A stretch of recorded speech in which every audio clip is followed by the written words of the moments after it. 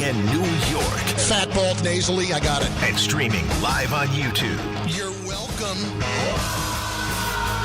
It's not Carlin today. It's your boy Ty Butler in the house, filling in for the big fella. We go till 1 o'clock right here on ESPN New York. You know we're streaming live on YouTube, so hit us up in the comments, in the chat. Let us know what you're thinking, how you're feeling. And, of course, as you've done every year that this station has been in existence, on the phone lines, 800-919-3776. At Ty D. Butler, that's where you can find me on Twitter and Instagram. At Barton Carlin, that's where you can find the show. I'm excited because in about 20 minutes, Gary Sheffield Jr., hot on Yankee Twitter, heavy in the streets. He is the host of the Yankees Unloaded podcast. He's going to join us to talk about, well, the New York Yankees. So we got that coming up. A lot of football on the table. It's a football Friday. And I know it's preseason, but just feels differently having football on the TV. So all of that to do and more. 800-919-3776. We start, of course, with the New York Yankees. It would be disingenuous of me to come on here, y'all, pounding the table angrily about a team that has won 18 of its last 29 games. So I'm not going to do that. That's insincere. That is performative. And I'm not built like that. I keep it real. We keep it 100. And so let's talk about what's actually going down. And that was Max Fried was awesome. He was incredible. As has been the story pretty much every night, Will Warren notwithstanding, a Yankee pitcher takes the mound. That Yankee pitcher's awesome, and it comes down to whether or not the offense can score a little more than 2 runs. So he was great. But unfortunately, the Yankees scored as many runs yesterday as they did on their day off this past Monday, and that is the story of the game. But while I'm not panicked, I'm not angry, none of those things, here's my question. While I can appreciate and be grateful for what we've seen this team do, somehow staying afloat and not completely soiling themselves with all the injuries, we've talked about this for months, is what they're currently doing sustainable? Now, we did hear John Heyman report it looks like Bellinger and Stanton both expected to return to the Yankees around September 1st. Rodon could make his return next Tuesday after his rehab start last night. But is what the Yankees doing currently sustainable? And I saw this from Katie Sharp, who does a tremendous job with the stats. Yankees, they now have 25 wins when tied or trailing in the 7th inning or later this season. That's third most in baseball behind the Padres and the Brewers. And to me, there are a couple of different ways you can view this stat. One is, well, look, the Brewers, they're excellent. Padres, they're good. And so it's nice company, and it's a testament to the idea that when you play the Yankees, they are never really out of games. One, because that rotation and the bullpen has performed admirably. The staff is locked down.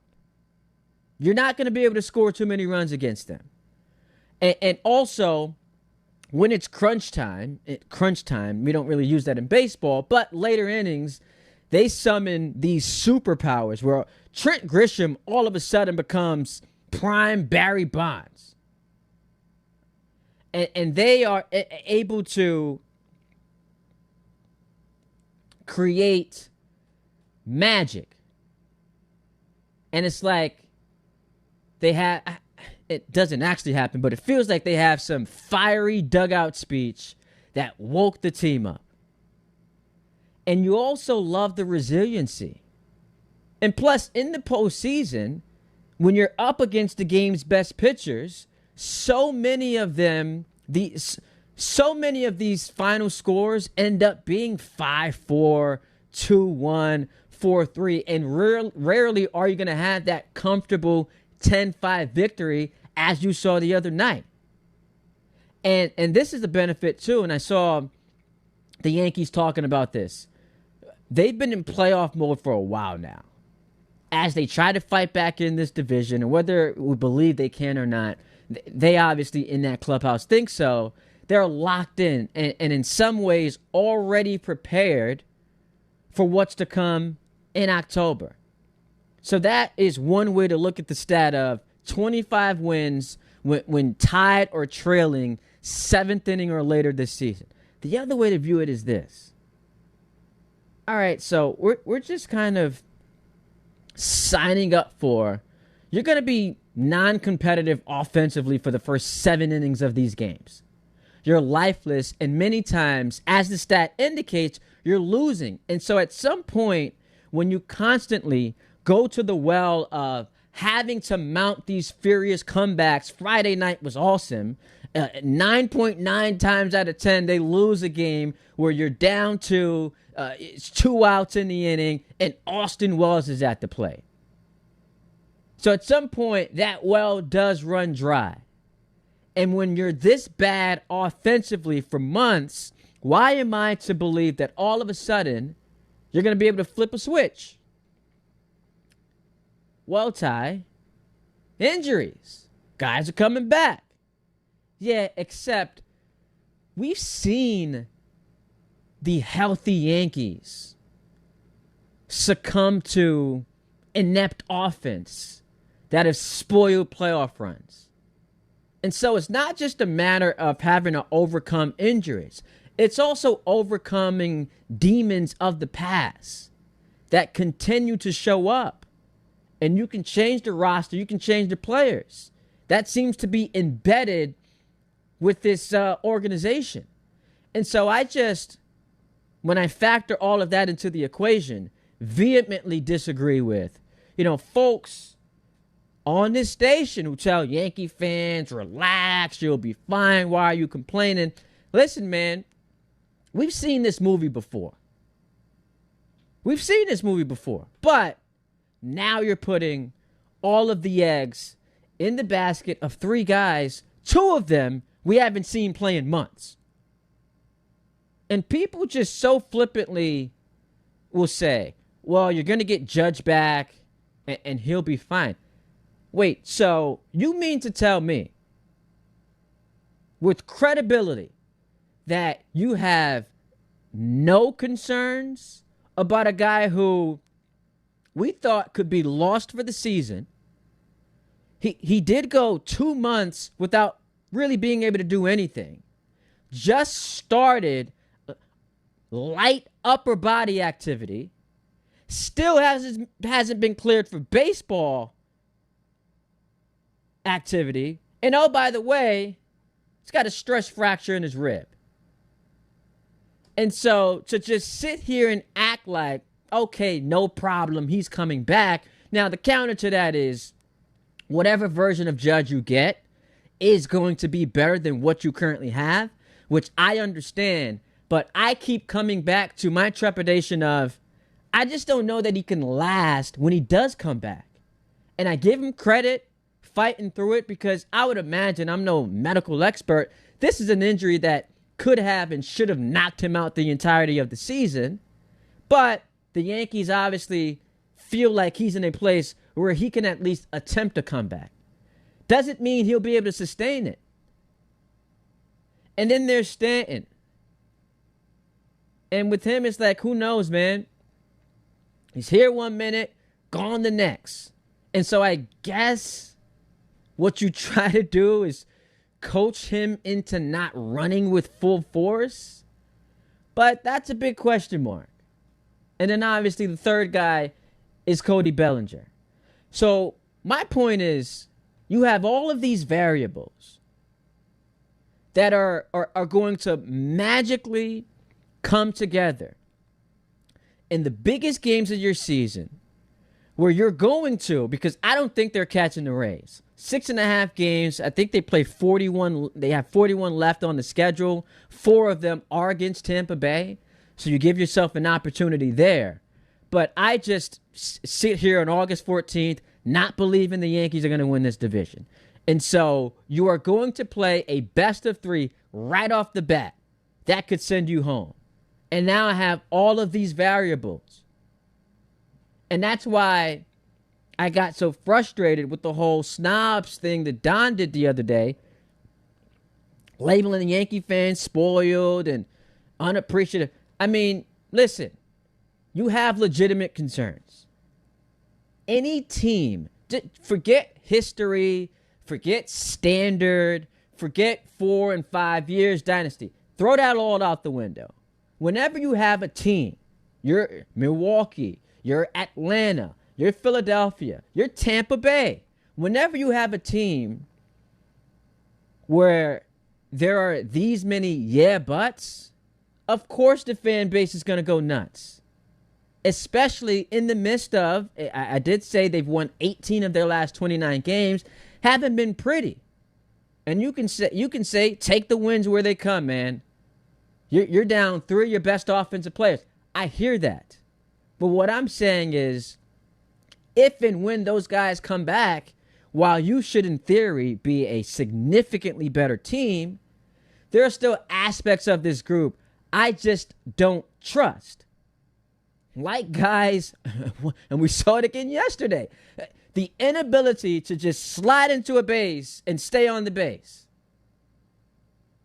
All of the elements of this team that appear to be unbuttoned up, in addition to the struggles offensively. And then wondering if this staff, and I think that they can, but if they can continue to pitch to this level, all of those things have to go right. And oh, by the way, your best player, who we all would acknowledge is the single most important ingredient in this equation, it rests on his shoulders. Aaron Judge comes say, hey, Judge, I know you haven't played in 3.5 months, but we've got 2 weeks left of the regular season, and then we're starting the playoffs with the best of 3. Come save us. That sounds promising to you? And even if you have any confidence that they can overcome it, doesn't mean that you don't have fears about what can take place if it's not to happen. And so while on one hand, I get it. You shouldn't be complaining after wins. You can do 2 things at the same time. They're not mutually exclusive. You can watch this team win 18 of their last 29 games, applaud them, love the miraculous comebacks. You see Grisham is lighting it up lately. Lombard Jr. appears to be headed to stardom. Ben Rice, it's been in a little bit of a slump, but he's got, we know he can hit. Austin Wells has come alive. Spencer Jones, shout out to him. You can do 2 things at once. Watch them, be appreciative, recognize that they may have, to a certain extent, exceeded expectations given all of the circumstances, with the injuries, everything that's been thrown up against them. They may have slightly, some fans can say this is not the case, but I think most of us would acknowledge, slightly have exceeded expectations, but also say, dog, I don't think I'm watching a team that can win the championship. Just doesn't feel that way. Doesn't feel that way.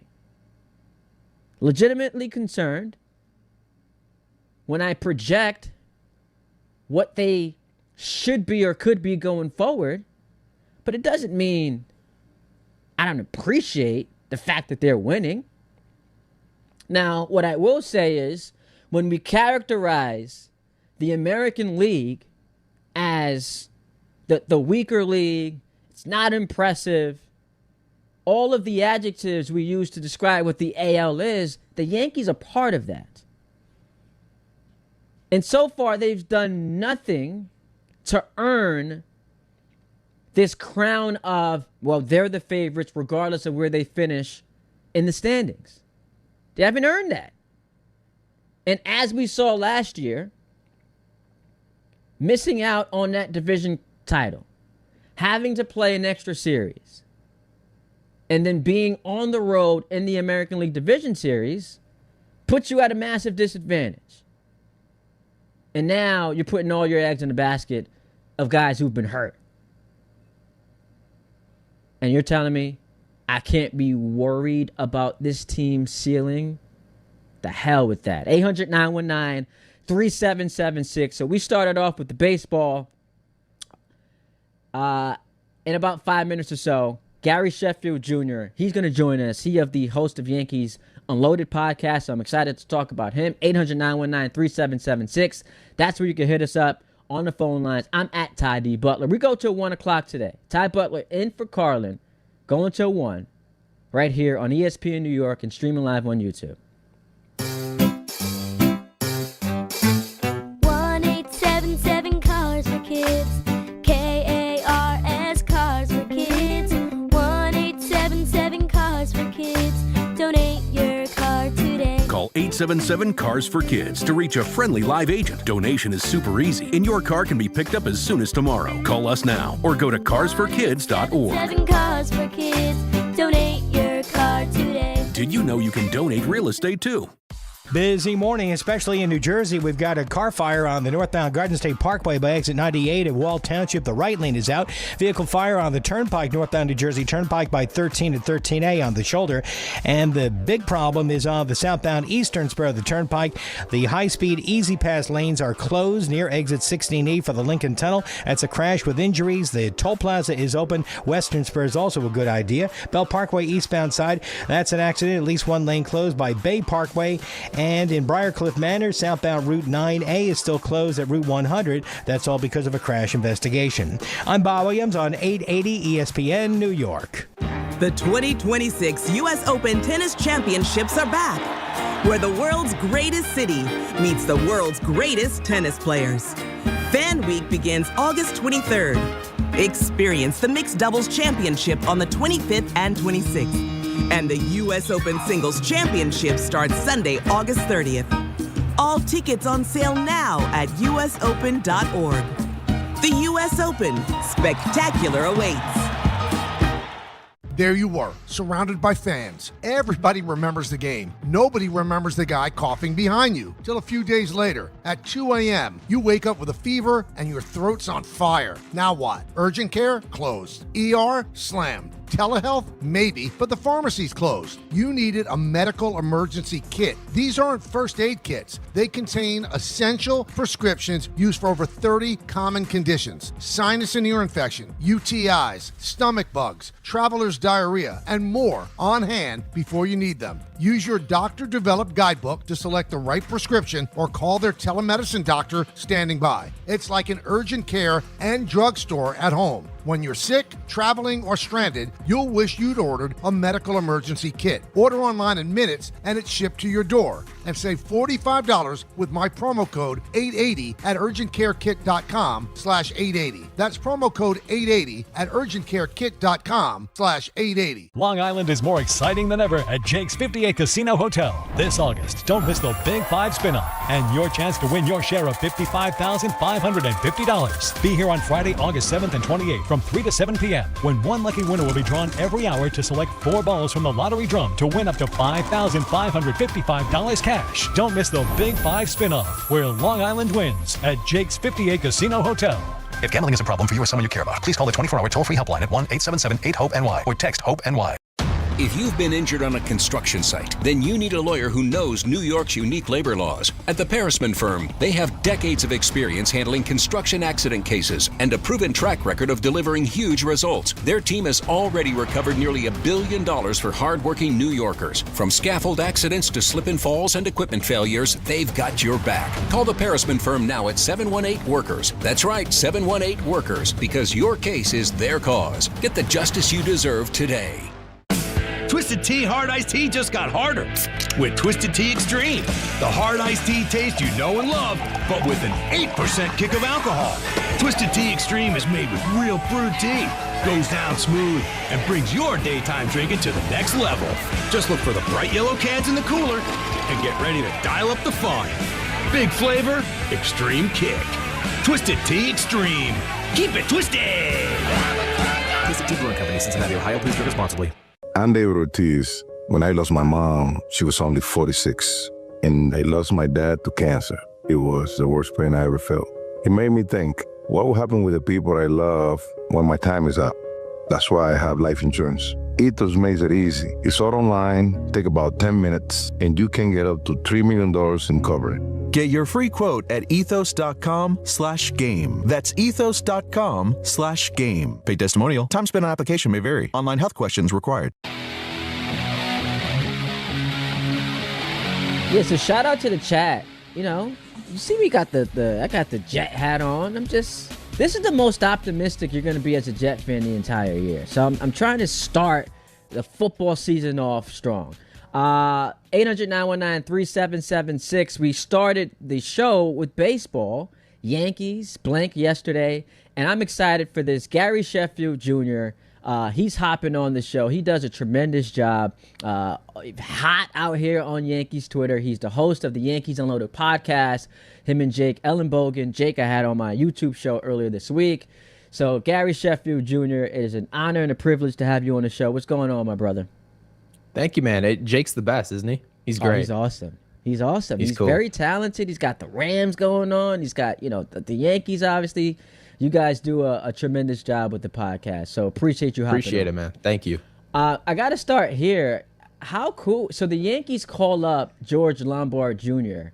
and put the montage out on Twitter and used your voice. So that must have been pretty cool. Oh, it was great. I didn't expect that because I'm more of when people describe me, I'm more of the honest fan where every once in a while it's this love-hate relationship with the Yankees. It's Cashman's fault. It's Boone's fault. And it could be great, right? Like I'm trying to play both sides, and I honestly believe all that. So sometimes when you're that way, you're like, I don't know how the real organization feels about me. But the fact that they brought my voice in there, it was a good day for me. It was. Wait, so have you ever heard anything from anyone within the Yankees organization? Players, behind the scenes, staff, Michael Kay. I mean, I hear from people in the organization, but one of those things where, you're imagining that, I shouldn't say an acknowledgement, but maybe more of a public acknowledgement, maybe. But so far, I think I'm a little raw for what the Yankees are looking for. But listen, man, you got your own, and it's working out for you. You got your own podcast. You're doing your thing. So let's start here. I began the show by being honest, and the best talk show, I guess, character would have been pounding the table. How could you lose that game?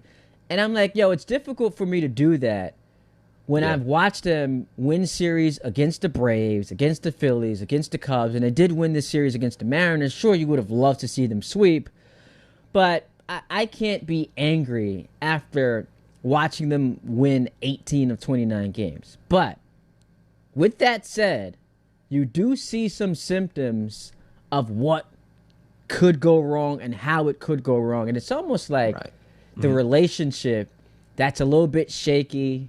And then you'd have this period where it's like flowing well, but then you get hit in the face with like, oh, you've liked some pictures you shouldn't be liking. Check the search engine. Why are you search? So it's like one of those relationships where it's a little toxic.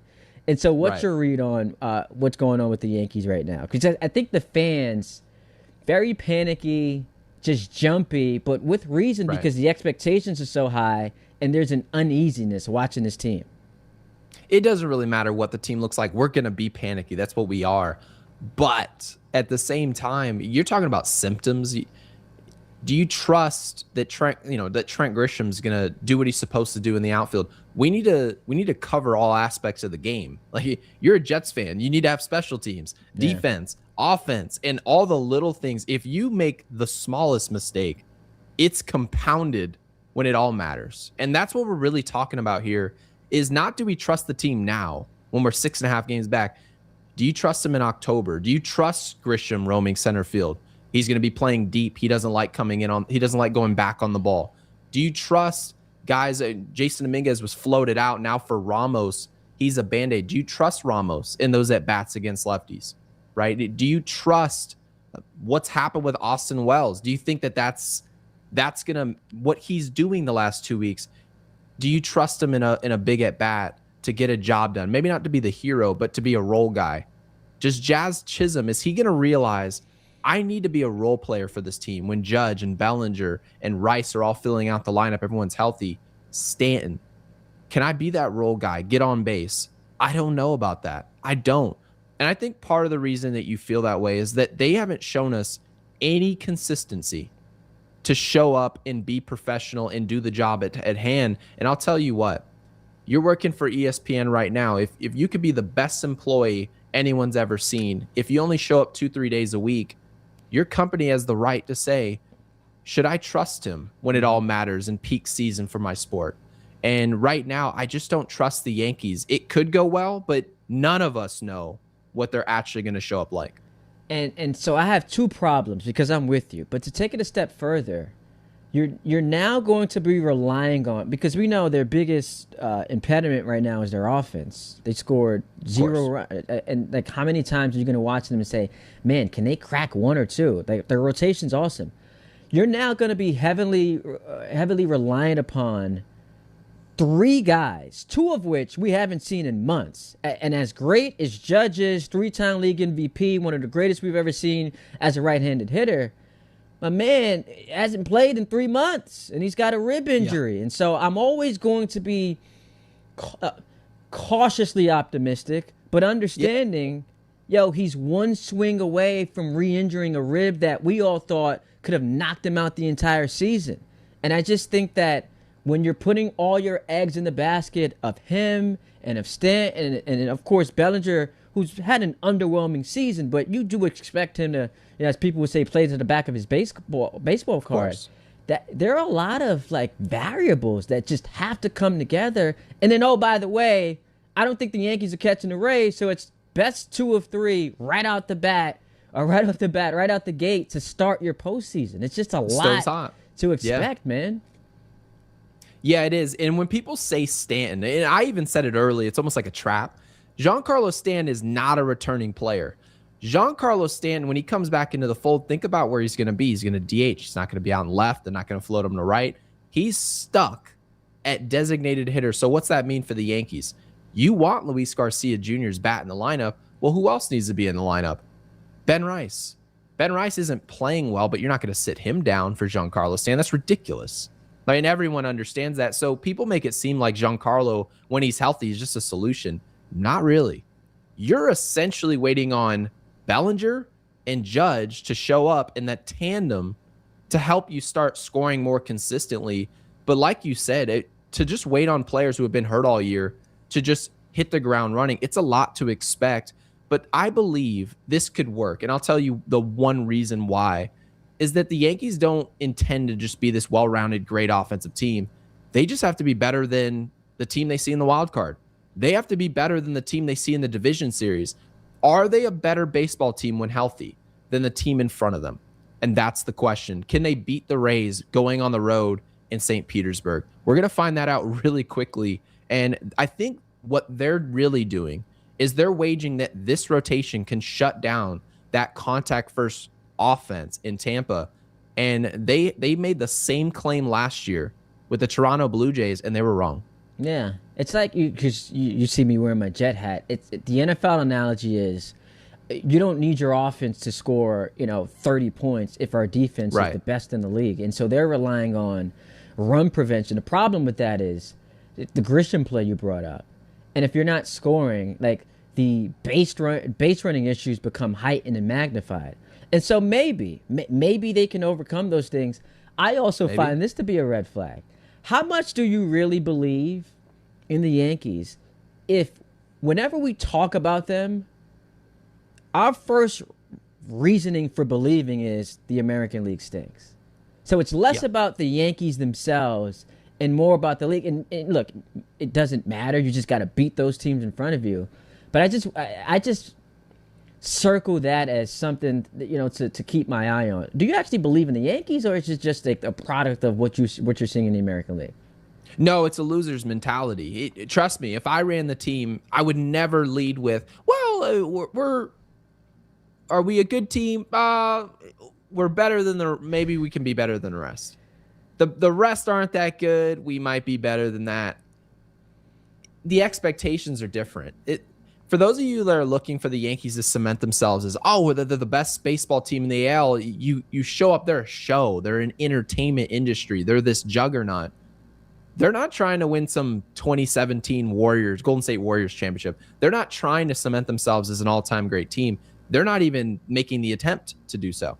They just want to survive like a cockroach. And honestly, Ty, I feel like the Yankees, as it currently stands, they're just trying to survive. That's the reason why you look at Aaron Boone and he's like, we've been pretty good of late. And then you look at the standings, you're like, you're 6.5 back. Why would you be so positive? I don't expect him to just be doom and gloom and just miserable. But the fact that it's just so positive, like he's the captain of the ship, full steam ahead. It's going great, guys. Keep up the good work. It's just better than mediocrity. And should I be excited? I think I have the right as a Yankees fan, considering what I watched in the past, to have higher expectations for the team. And that comment was so befuddling to me simply because, sure, he's right that of late, you win 18 of 29, you've been pretty good.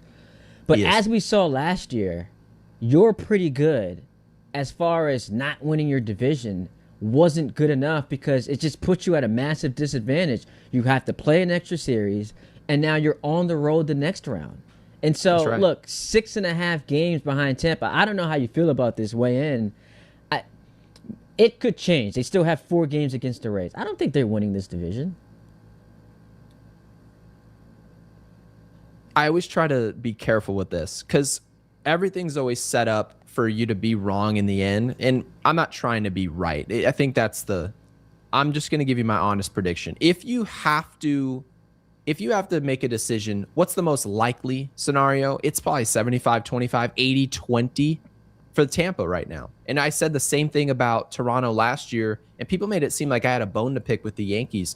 The fact of the matter is, the beginning of the regular season matters just as much as the end. People don't ever want to talk about that you're building leads and you're building cushion.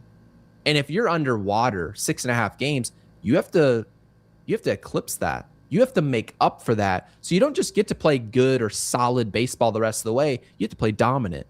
And at the same turn, you have to go out there and dominate the team that's dominated you for the past 6 months. That's going to matter. So if I'm a betting man, I'm looking at Tampa and saying they've earned the right to be here. Are they a sustainable winner over the next 4 or 5 years? Probably not. But is this a team right now in 2026 that's a threat to the Yankees and forcing them, Ty, to go through a difficult path in October? Yeah, and I think that's about to happen. You know what because I can see this happening before it comes, like the train's coming down the track. If the Yankees get clipped in round 1 or round 2, we know what the season-ending press conference sounds like. Injuries to Fried and Judge and Rodon. Just the unfortunate. And it's just you get sick and tired of hearing that because at some point, look, it is a lot to overcome, but it would be easier for us to digest your explanation if we haven't seen the same thing year after year after year. But we know that press conference is coming.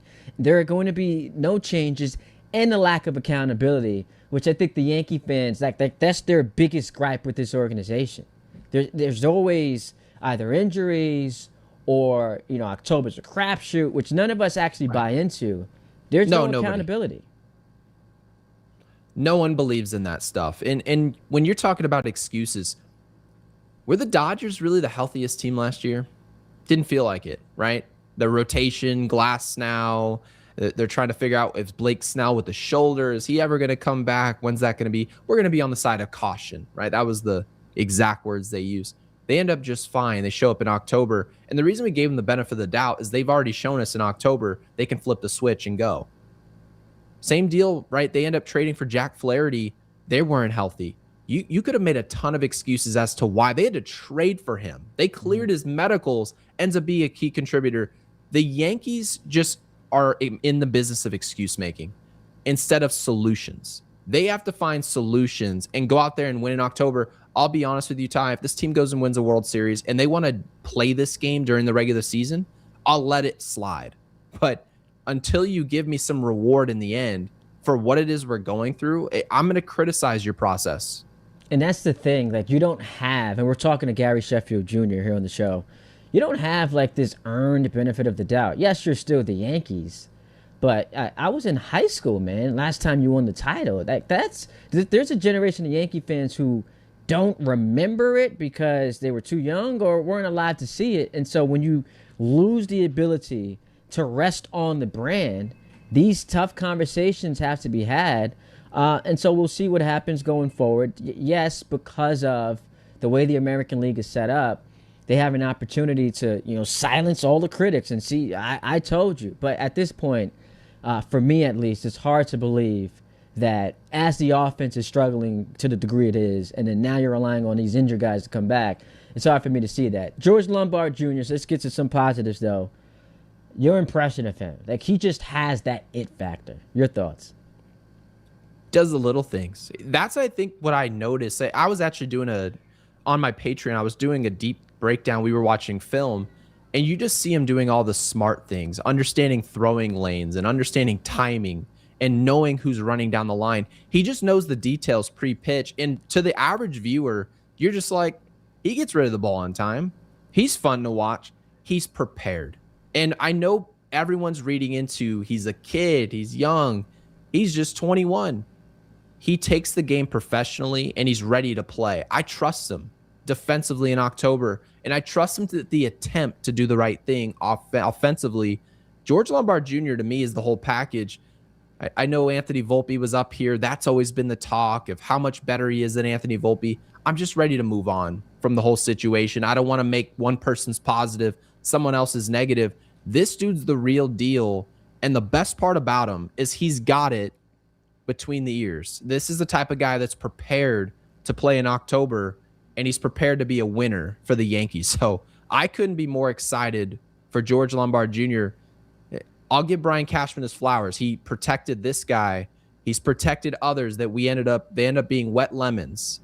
This guy's not one of them. He's a great player. And I just find it that, to me, the most impressive thing is everything that was going on around him being called up, because it's fresh off of an underwhelming trade deadline. And now this is like your prize jewel. And it feels like, hey, this is actually the trade deadline acquisition. So for him to come up and immediately have that impact, I found to be so impressive. You mentioned Volpe. We saw his predecessor get hyped up and did not succeed. And we'll see what his future looks like with the Yankees. So, look, there's already pressure putting that uniform on for a team every year expected to contend for a championship. But given the circumstances around him that added to it, I just could not have been more impressed. Yeah, and people make hype seem like a bad thing. Oh, let's pump the brakes. Guys, sometimes you don't need to pump the brakes. Sometimes there's enough talent behind the hype where it just works out. If you're a LeBron James fan, he had more hype than anybody. They just figure it out. Michael Jordan, you end up going into rookie season, there's hype, right? This guy, they're talking about him like he's God with a basketball. That's a ton of hype. And you just make it work out. So I think George Lombard Jr., we can just enjoy this. Go to the game, see what he's about. I think you'll leave the field as excited as I do. I love the Larry Bird reference after Jordan put 63 on him in a playoff game. Oh, my God. Yeah, one of the best games ever. Yeah. We're talking to Gary. I think this guy's our Lord and Savior. I'm like, wow. we're bowing down to him. Gary Sheffield Jr., he's on the show with us today. Okay, so how confident, we briefly hit on it. Aaron Judge, like, obviously he's Aaron Judge, and so we defer to his greatness. I just find it hard to, and I want to be proven wrong because this is my team. I just find it hard to believe that injury, he's coming back and he's just going to be fine for 2 months. His return, in my opinion, so what you're talking about is just letting him show up and just throw the cape on right away. Save us. I think him showing up from the injury should temper expectations, at least to him, and that's a good thing. My partner's always talked about this, and I don't want to steal his whole take here, but the whole idea is that the reason Aaron Judge struggled in October all these years is because he's trying to be Superman when he just needs to play a role, and that's a big role. But at the same time, you need to realize that this is just baseball. This isn't basketball. This isn't football where you're the quarterback. We need you to come up, fill a job, and make everyone else build around that. I think the injury and showing up should temper expectations and get him doing the little things, moving guys over, being able to just get your hits and move it to the next guy. You hit a big home run, great, right? Those are bonus. But when I'm looking at the Yankees and what Aaron Judge is set to do, what Cody Bellinger's set to do, these guys need to fill roles, and they're large roles, but they need to slot everyone else back where they're supposed to be. Ben Rice needs to be back where he's supposed to be. We've seen he's a great player. He's not ready for the showtime where you just put him in the lineup and let it be.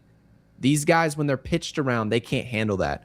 Judge just needs to essentially provide some armor to the rest of this lineup. And if he can do that, I think that's good enough. I do. So here's my pushback, though. I just don't think the greatest players of all time are wired that way. And so a decade ago, when Steph Curry suffers an injury in the 2016 playoffs, and he's coming back and he has that eruption against the Rockets, I don't think he's coming in thinking, hey, I don't have to be Steph. Like, I just kind of got to fit in. Like, that's what makes legends. That's what makes the great players great. They're not wired to lower the expectations of themselves, especially when Judge has watched his team for 2 months be one of the worst offenses in baseball. And so maybe that changes if, they become the light show, right? Like they look like what they were 2 days ago as opposed to what they were yesterday, and they're putting up not 10 runs a game, but they're more explosive.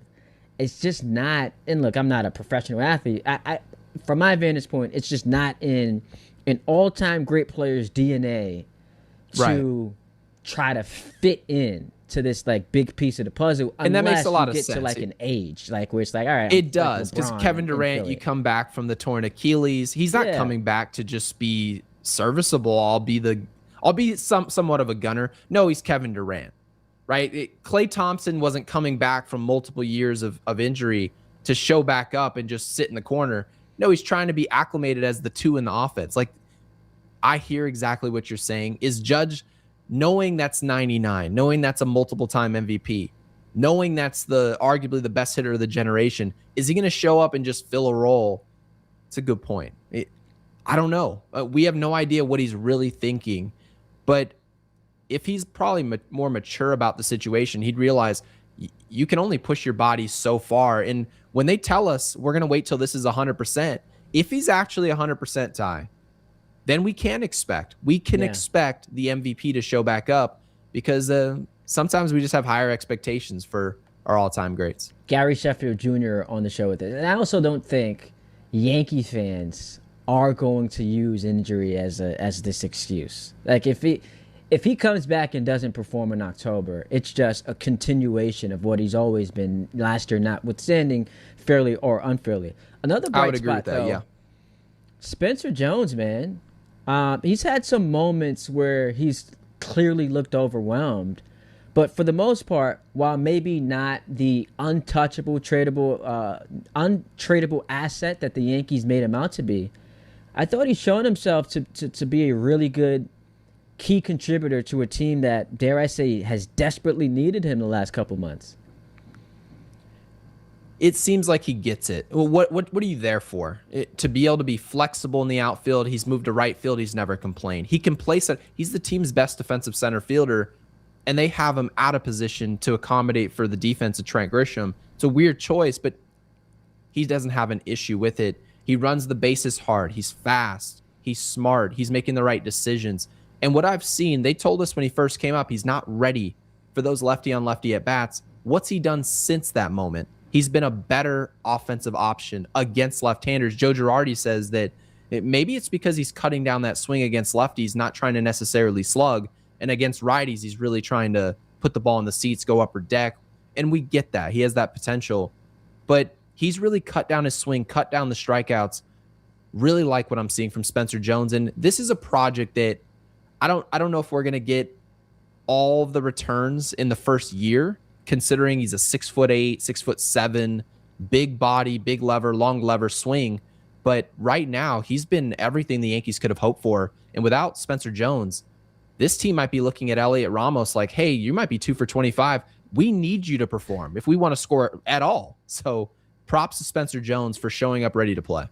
What are some of the other bright spots you've seen on this team? Obviously, the rotation's been awesome.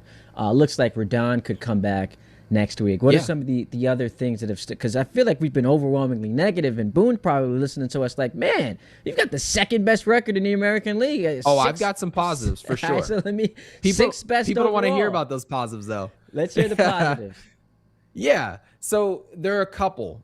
When I look at Luis Garcia, and I'll work to this bullpen, Luis Garcia Jr., he's not afraid to play in New York at all. Sometimes you have no idea what personalities will fit in, what other personalities will cower and get in the back seat. Luis Garcia Jr. is energetic. He's forceful at first base. They tried to work him out at shortstop, second base earlier in his career. It didn't work out. But the fact that he was over there, he has the athleticism to move around as a first baseman. He gets Ben Rice out of the field and at DH where he probably should be. But when I'm looking at that, and you pair Garcia Jr. and what he does against righties with Judge, with Bellinger, with Rice, you start to get those guys in the fold, and you're like, maybe I could like this lineup when they're all healthy. And another positive, I said I promised I'd go back to this bullpen. We said this was going to be a weak group, a group that they're just kind of holding together until that levee breaks. This bullpen's been a strength for the Yankees. And just as Aaron Boone always loves to do, he's going to go to that well whenever he can. He goes to the bullpen the soonest time he can. And that bullpen right now is overused. They're overworked, and they've outdone themselves. The group, in my opinion, what's gone on with Hedrick, what's gone on with Fernando Cruz more times than not, what's gone on with Bednar falling off of a cliff and then pulling himself back up. He's a reliable closer again. And not just as a ninth inning guy, as a guy who can go multi-out. The Yankees can get outs in October. That won't be a problem anymore. We're not going to see Davi Garcia start a game in the postseason. But if this Yankees team if they can find ways to consistently score, and like you said, 3 or 4 runs, it doesn't even have to be anything out of this world, just something serviceable. There isn't a team in the AL that can beat them in a series, in a long series. At that, the Yankees have to find a way to score enough to get into longer series so that they have some actual leeway with that offense. And I think if they can do that, Ty, this team will be in good shape. But I don't like how they're getting there. I hate it. I almost have to preface my positives with that. Yeah, Blackburn's been awesome. Tim Hill. Why did we have to end on Davi Garcia? That just brought back some awful memories. I'm sorry. Did I give you the PTSD of Davi Garcia? They tried to get smart with that one, didn't they? Yeah, we're going to start the lefty. Psych. It's going to be Davi Garcia for about 15 minutes. It didn't work. Yikes. Gary Sheffield Jr., he's the host of the Yankees Unloaded podcast. Plug some stuff you got coming up. I know you got Patreon. What you got cooking on your end? Oh, right now it's just YouTube. I'm a YouTube guy right now. I'm a third-party business owner, if you will. So right now, just hopping over from show to show, enjoying myself, and letting the opportunities come when they do. And this is a big opportunity. So, Ty, I appreciate you, man. Absolutely, man. We'll definitely do this again. I appreciate you. Gary Sheffield Jr., our guest today. Have a great rest of your day. Enjoy the weekend, man. And we'll definitely chop it up again soon. You too. And we'll see if you're wearing that Jets hat next year. They had a great draft, so we'll see you soon. Absolutely. 800-919-3776. Let's hit a break. We take a timeout, get to your phone calls. Football at the top of the hour. Don't go anywhere. Ty in for Carlin right here on ESPN New York. Hey, Yankees fans. Join us at Yankee Stadium on Friday, August 21st as the Yankees take on the Toronto Blue Jays. And don't miss Cody Bellinger Bobblehead Night, presented by T-Mobile. The first 18,000 guests through the gates will take home an exclusive Cody Bellinger bobblehead. Get here early, grab the giveaway, and cheer on the Bronx Bombers. Tickets are available now at Yankees.com/tickets. Calling hard seltzer lovers. Searching for the tastiest seltzer? Look no further. Neutral Vodka Seltzer is absolutely delicious. Made with real vodka and real juice, Neutral keeps it tasty with every sip. With flavors like peach, orange, strawberry, and pineapple, there's something for everyone. Neutral. Keep it tasty. Enjoy responsibly. Copyright 2026 Anheuser-Busch. Neutral flavored vodka and carbonation. 4.5% alcohol by volume. St. Louis, Missouri. Tricon Construction is growing across New Jersey, delivering larger, more complex commercial projects with the precision today's developers expect. Because when the timelines, capital, and reputation are all on the line, you need more than a contractor. You need a true construction partner. Tricon brings experienced leadership, disciplined project management, and a team built around accountability and execution. From planning to completion, they build with purpose, professionalism, and pride. For serious commercial projects, build with Tricon. Visit triconbuilds.com. That's triconbuilds.com. This is the Michael K. Show. Talking with Alex Rodriguez, what you've seen of Lombard, what do you think? It's amazing when you have a plus defender at short, how it makes your entire team better defensively. Lombard can do for the Yankees defensively and for those great pitchers what Aaron Judge does for the offense. That's how good Lombard can be. The Michael K. Show, weekdays at 1 on ESPN New York and streaming live on YouTube.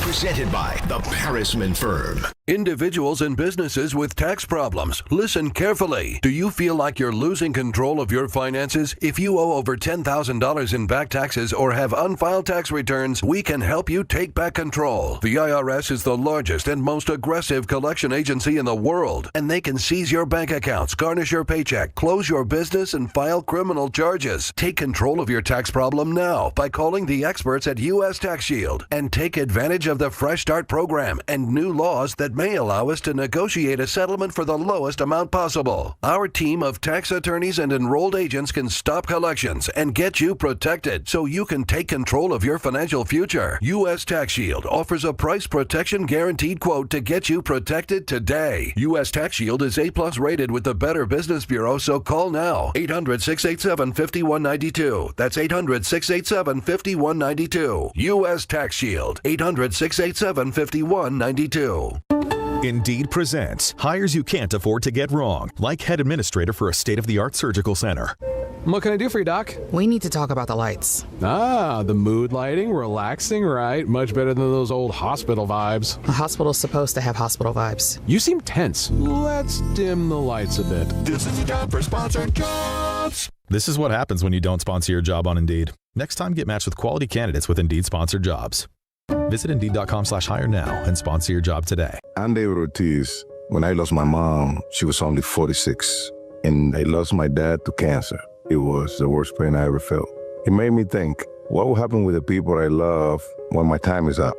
That's why I have life insurance. Ethos makes it easy. It's all online, take about 10 minutes, and you can get up to $3 million in coverage. Get your free quote at ethos.com/game. That's ethos.com/game. Paid testimonial. Time spent on application may vary. Online health questions required.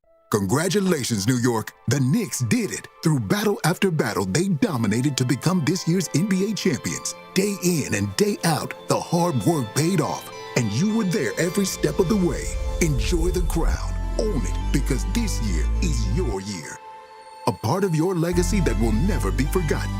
So celebrate this moment, show your pride, and shop the largest selection of official NBA gear at NBAstore.com. A Fanatics experience.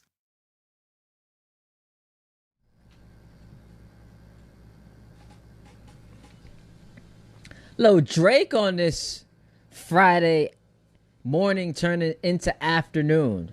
Yo, Tom Bauer, you a big Drake fan? I believe he lost the battle to Kendrick.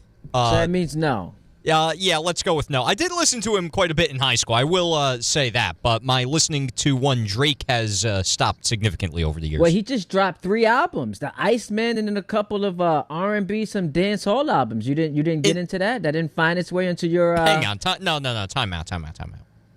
In what time span did he drop 3 albums? A couple of months ago, he dropped 3 albums. All at once? All at once. That's one big album. That you're just kidding yourself. No, it's if you're 3 releasing separate. them as 3. It's 3 separate albums. It was a ploy to get out of his current record deal. Okay, he had some beef with the old record company, label. That I respect because power to the people. But if you're gonna do 3 albums at once, I feel like a lot of those records are going to just be awful. Because, I think that's quantity over quality. Yeah, I mean, a lot to choose. I think it amounted to like 49 songs. But he's Drake. People are going to listen to Drake records. Yeah, just not me. But you're not putting Drake ahead of Baby Metal. No, let's go with that. No, I think Baby Metal would triumph Drake. Baby Metal higher on your music power rankings than Drake? Having not listened to a single Baby Metal song, yes. But I hear you're going to a Baby Metal concert. What is that? This coming up this weekend? No, that's actually in a month from now down at good old PNC Bank Arts Center. I like it. You got a couple friends you're rolling with? Oh, absolutely. We might tailgate the event even. Nice. So I always got to ask you this. Is there a potential for finding your wife at this concert? You asked that about a lot of events I'm going to. Well, because, listen, I'm looking out for you, man. You're 27 years old. You're getting up there in age where you might start to shoot some blanks before you know it. So I'm looking for you to start a nice little family, and I want you to be accounted for. So is there a potential that at this concert, you meet the one? I mean, listen, I will say there's probably less of a chance that there will be mosh pitting at this concert because we're going to be standing or sitting in the lawn seats. So I think there would be more potential there than any of the usual concerts I go to. Well, I'm rooting for you, man. And just keep me posted, please. Because this is the type of stuff I'm interested in. Oh, of course. Your birthday was an absolute disaster. No, it wasn't. And so we gotta find a way to make up for it. I'll find a way. Don't you worry. I also, at some point, got to tell you about the day that I had yesterday. Oh, I hear you had a very big guest on the Ty Butler show yesterday. Man, one of the best day, maybe the best day of my career. So we'll talk about that at some point in hour number 2. Ty Butler, we go to 1 o'clock. I see the Yankee fans still want to talk, so we will get to you next. Also, got football coming at you. The Jets are playing in a preseason game tonight. And then sideline to sideline comes your way a half hour from now. So still a whole lot to do. Ty Butler in for Carlin on this Friday, right here on ESPN New York. 1-877 Cars for Kids. KARS Cars for Kids. 1-877 Cars for Kids. Donate your car today. Call 877-CARS-FOR-KIDS to reach a friendly live agent. Donation is super easy, and your car can be picked up as soon as tomorrow. Call us now or go to carsforkids.org. 7 Cars for Kids. Donate your car today. Did you know you can donate real estate too?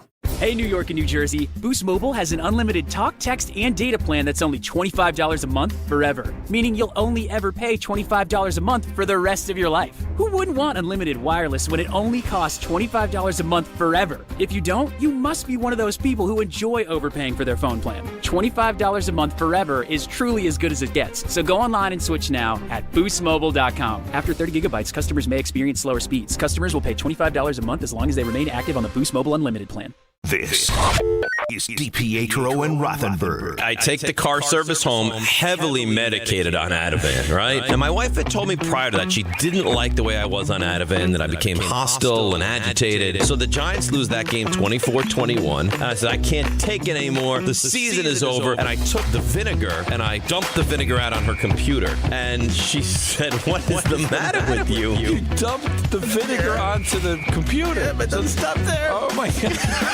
She goes, what's the matter with you? I said nothing. You want to see the matter? At this point, the kids, the poor kids. Are the kids okay?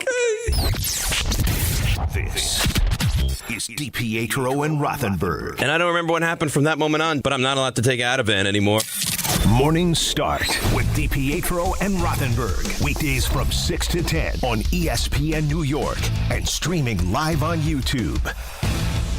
At Uline, they know going the extra mile takes hard work. For companies pushing to go further, Uline will go the distance with you. 24/7, they answer the phone to get you the shipping and industrial supplies you need. Business can move fast. Unexpected large orders, adverse weather, new safety guidelines, and changing economic trends. Uline works hard keeping 41,000 items ready to ship, minimizing detours on your way to the extra mile. Visit uline.com.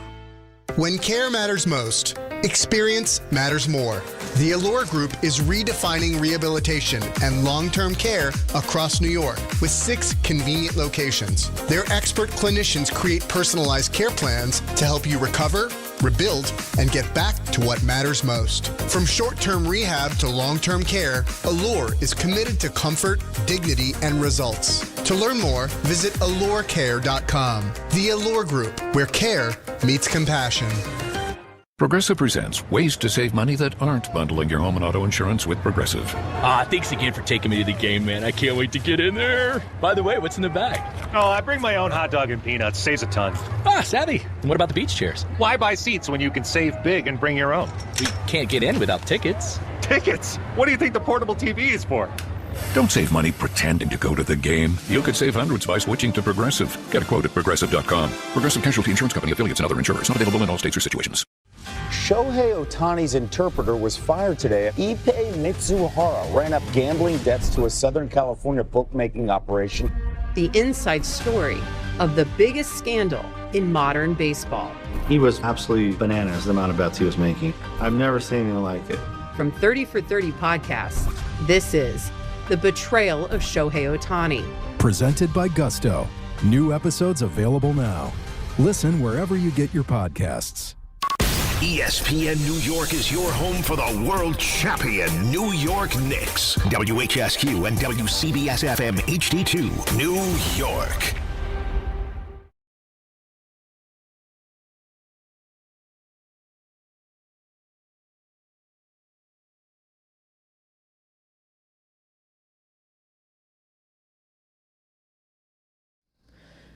It's Ty Butler in for Carlin. 1 hour down, 2 more to play with on this Football Friday. You see me with the jet hat. Shout out to Cassie, my wife. She just walked in the room. She gave me a little wink. I'm like, what's that about? She said, you look good today. You look good today with that. She loves when I wear hats, and I've got the chain, and the shirt is hugging me tight so you can see a little bit of the muscular action. I'm not Rick DiPietro. I'm not someone who, if ESPN New York post me on their social media, would have our Jake Montgomery saying it looks like he has beach balls as biceps. I'm not that guy, but pretty handsome if you want to check out the stream. Speaking of Cassie, the kids, we'll get to your phone calls, 800-919-3776, talk Yankees, get to football. Going through a phase with my kids, and I'm trying to figure out how to properly navigate it. So every morning I come home from the gym, and that's not like me trying to flex or anything, no pun intended, but it's an important detail in the story. I come home at about like 7:10-ish, and now my kids who are 5 and 3, Noah and Maverick, are off for the summer, which, by the way, there was an ad a commercial we played earlier about like going back to school and getting ready to go back to school. It's mind-boggling to me. It's just insane that we're that close. But anyway, they're off for the summer, and 7:10, 7:20, I get home, and it's so funny how slick they try to be. But again, this is what comes with the territory of not having the experience of someone who's not 5 and 3. And so I get home, and they know the routine that I have set up, and Cassie and I have set up is you wake up, go use the bathroom, you brush your teeth, you come up, eat breakfast, we'll throw a little jingle on just to get the mood right. And by jingle on, I mean, we've graduated from like Miss Rachel and Katie. We're on to bigger and better, more appropriate for their age. Shout out Miss Houston. And then, whatever is happening is dictated by the mood for the day. And so Cassie hasn't been feeling well this week. She's been slumped. And so I get home and I go downstairs just to check, just to make sure, the kids they're doing all right. And sometimes they are on my bed, mouth wide open, snoring, which, obviously should not be the case. You should be in your own bed that we paid for. But there are other times where they've nailed that last part. They're in their bed, except because they hear me coming down the stairs, they quickly cover themselves with the comforter. And I'm like, all right, I know exactly what's happening here. You can try to be low, you can try to be slick, you can try to be sneaky, but I know exactly what's going on here. And so I try to like yank the comforter off of them, and they're like, "Oh my God, I'm so tired." And as they're telling me how tired they are to try to like intimate that they've been sleeping, I see this glare off their face, a glare coming from none other than the Nintendo Switch.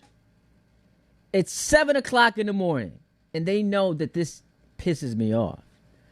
Why is the first thing you do before you use the bathroom, brush your teeth, eat, is grab the video game? That at no point should be part of your routine. And so they try to pretend they're sleeping. I'm trying to figure it out because I don't want to be... I'm not the no fun police as a dad. Like the video games, I do think at times become too much, where they're just playing it for far too long and it affects their behavior, and I've got to like yank it and do some correction. But I also want them to have fun at summertime. Like I was a kid once, but when you're trying to be low and hide it, that tells me you're untrustworthy. And so that's what I'm going through the last couple of weeks. And I drilled into them, hey, we don't start our morning that way. When I get home tomorrow, this is not what I want to see. And then I get home the next day, and it's exactly what I see. So as a dad, it's about figuring it out. It's like a quarterback. You see what the defense is throwing at you, you read it, and you try to figure it out. So that's what I'm going through, and I'm sure a lot of people in my spot can attest to it. I will say this before we get back to sports, and this can sound corny. There are a lot of parents out there who are like counting down the days until their kids go back to school because it's a headache. And for some, it's just, babysitting and trying to figure that out, which Cassie and I, at certain points during the week, will have to figure out if our schedules clash. But for the most part, we've been fine. I will say, man, this summer I've gotten a lot of like opportunities to just like hang out with the kids. Noah's like into soccer, so we'll go to the park and kick the soccer ball around, and he's very competitive. I had them, and you can check this out at Ty D Butler on Instagram. I had them run a mile the other day. Now they didn't run it at four consecutive laps around the track. But, your boy Ty's preparing for the marathon on November 1st and wanted to see what my boys can do. Ran him out. So we've had so much, like, bonding time this summer. And I said this to Cass the other day. Like, I don't feel like I'm ready for school to come back. And now, look, I said that the very next day they were a disaster. But I've enjoyed the time off, spending with the kids, bonding, and it's been fun. But we got to figure out a way to do more than just play video games when we're at home. I'm sure there are a lot of parents that are like, Ty, I disagree with you. Can't wait for these dudes to go back to school. 800-919-3776. Before we get back to football, let's go to Frank in Syosset, who chimes in. He wants to talk some Yankees. What's up, Frank? Yeah, good morning, Ty. I went through all those years. I kept my son busy with Boy Scouts and coached Police Athletic League baseball. Oh yeah, PAL. And he was glued to the Game Boy and all that and Nintendo. But you got to have some balance. You got to pull them away from that, like you said, and get them out there with some activities. And the scouting was good for him. They went on campouts and the PAL league is fantastic because it's a participation league. It's not a competition league like Little League and travel teams. That's a little more serious. So I just kept them busy doing those things. Yeah, I feel you on that. It's a work in progress. It's definitely a work in progress. And once school starts, like this won't be an issue. I'm still toying with the idea of do we go with a no video game during the week policy? That feels harsh, but I mean you might have to be harsh. You might have to. We'll see. See how it goes. It's a good reward if they get all their homework done or they get good grades. Absolutely. Keep a balance. Yeah. As far as I know, you got a lot of calls. As far as the Yankees go, Ty, I've had plenty of conversations over the season with you on the Yankees. Being top heavy, aging team. Now they lost their veteran presence. The guys that were carrying them during the season have cooled off, and now Rice is struggling. Goldschmidt's not getting as much playing time. Chad's not living up to his free agency contract. A lot of struggles. Situational hitting is not there. I think listening to Gary Sheffield, he is so correct when the key word that I took from your conversation with Gary Sheffield Jr. was consistency. Yeah. I don't think they're good enough to have a winning streak. You'll see them, like Wednesday night, produce 10 runs and the next day they lose 1-0.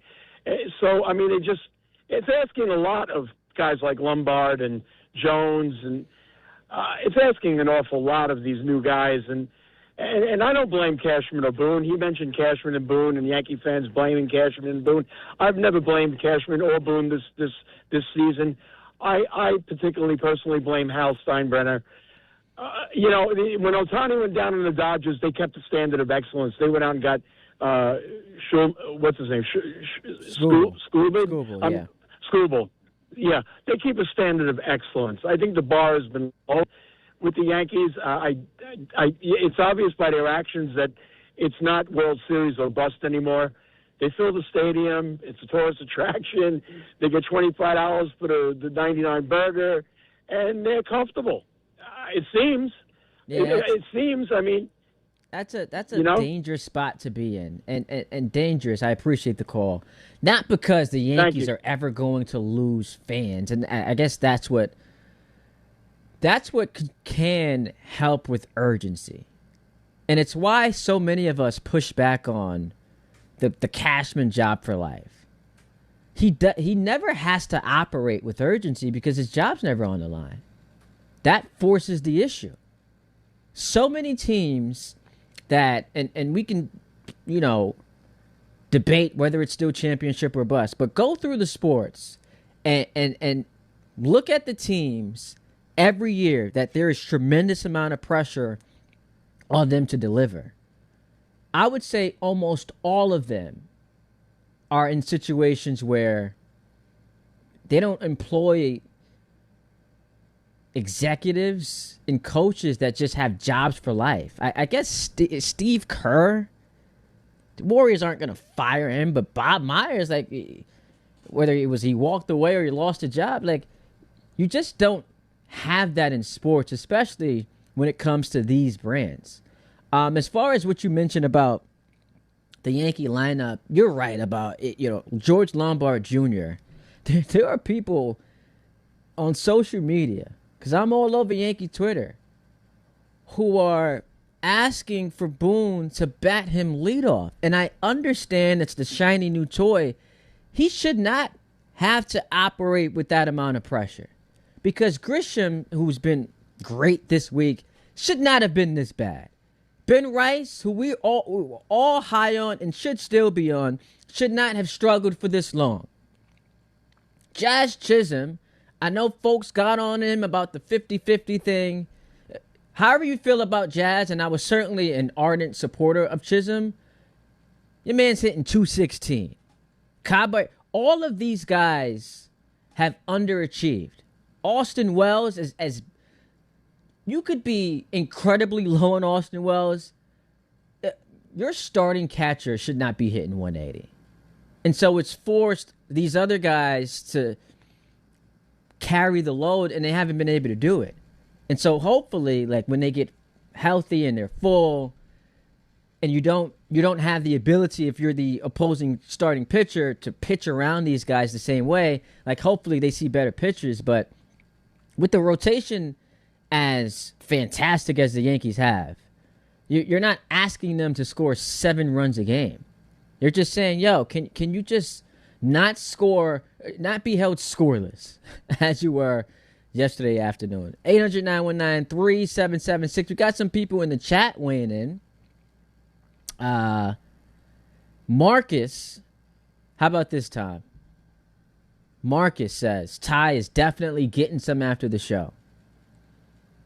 Is that Marcus saying, I look so good, I deserve some? Or is he just reacting to what I said about Cassie's compliment? I think he was reacting to what Cassie had to say.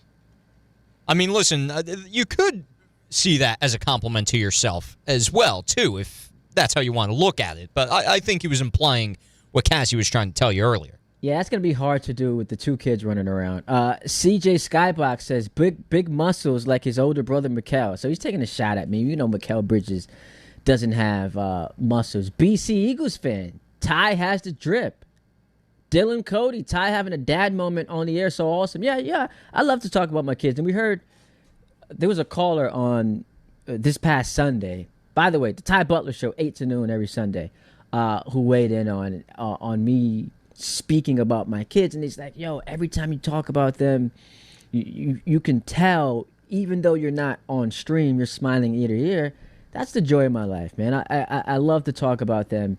There's someone else who weighs in. BC Eagles fan also says, it goes too fast. I take my daughter back to college tomorrow, junior year. I can't even fathom that. And Cassie will sometimes laugh at me because she thinks that when I mentioned the morning routine, brush your teeth, use the bathroom, eat, and then we'll kind of have some TV time. She thinks that some of the content they've outgrown because, we'll harken back to Miss Rachel and Katie's classroom. And maybe she's true. I do feel like it's age appropriate. But I mentioned this to her.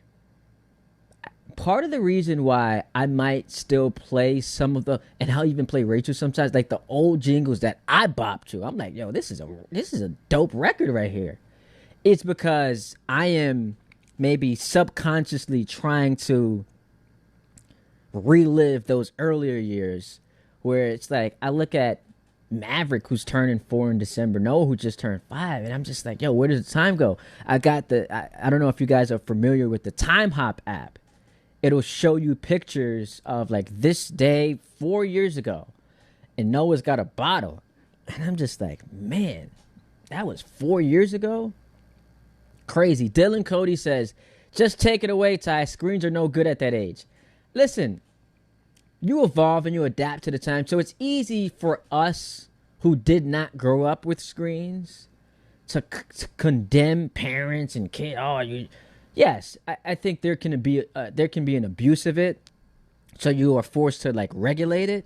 But there's some value in it at times, especially when, Cassie and I sometimes will take the kids out for dinner and we're just trying to have a conversation. Have a little heart-to-heart.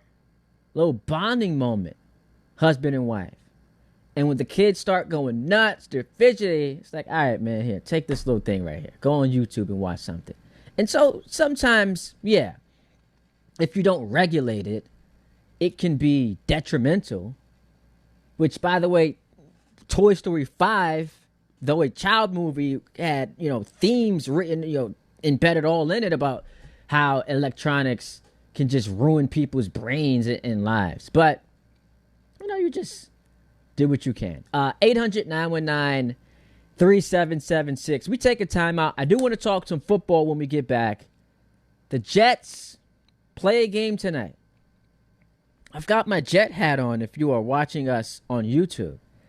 I don't know if excitement is the word I would use to describe a preseason game, but I'm interested. So we'll talk to you next. Jet fans, what is your interest level, excitement level? I want to hear from y'all. 800-919-3776 at Ty D. Butler on Twitter and Instagram.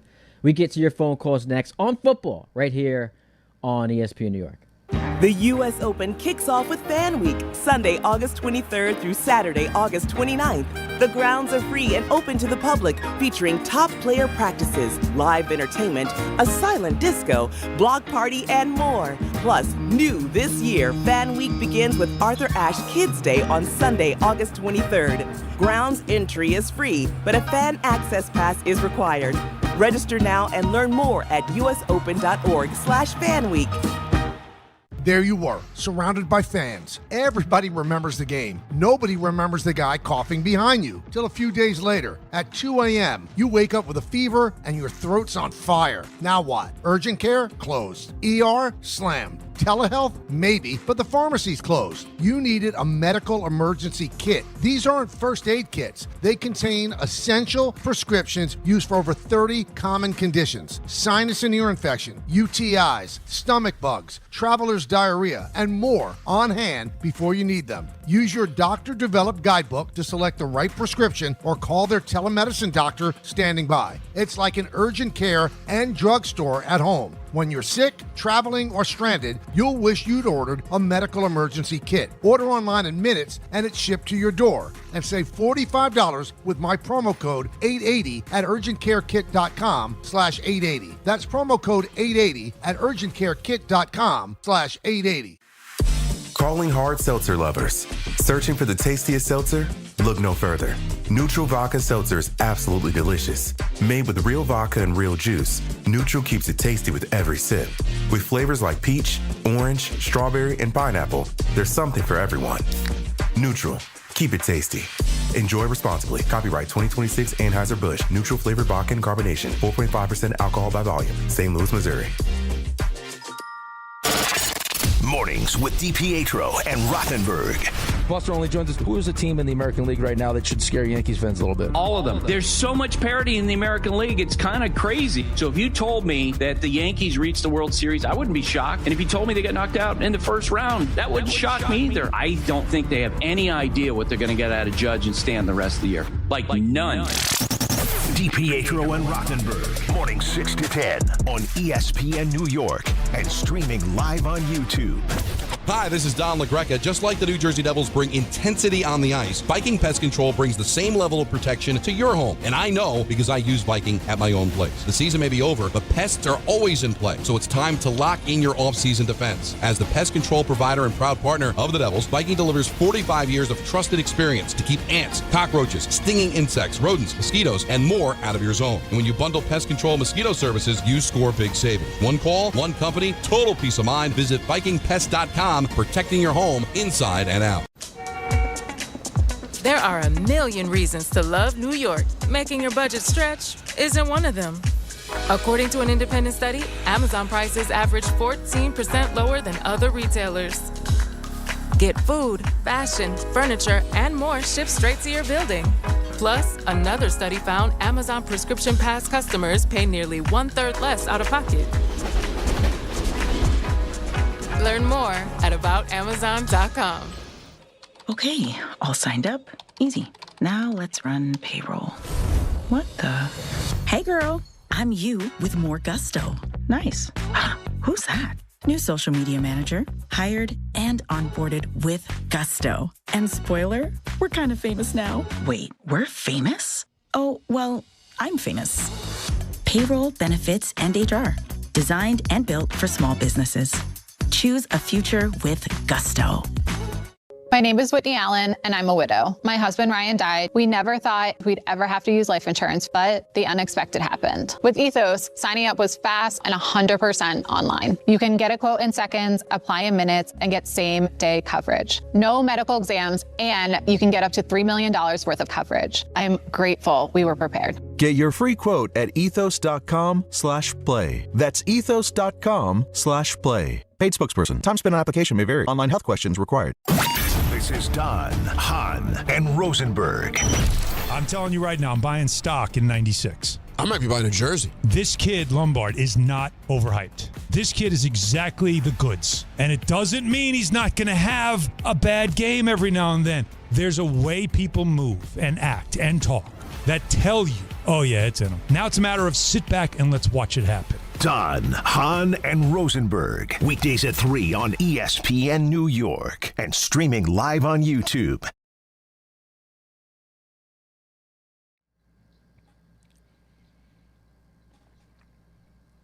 All right. Ty Butler, we'll go to 1 o'clock. Michael K comes your way at that time. Yo, every year around this time, we have a debate about whether teams should or shouldn't play their starters. The Giants have yet to announce it. But there are always wide-ranging beliefs. Both sides, they make compelling points, pros and cons, risk versus reward. Got it. Here's what I know. When you are a bad team coming off of a pathetic season, your head coach is on the hottest seat in the league, and your quarterback hasn't been good in years, you have to play your starters. You haven't earned the luxury of not doing so. Now, to what degree do we see them? How much they play? We'll find out. But the only answer for Aaron Glenn was to have his starters play. He's calling the defense. He's got a new offensive coordinator, new quarterback.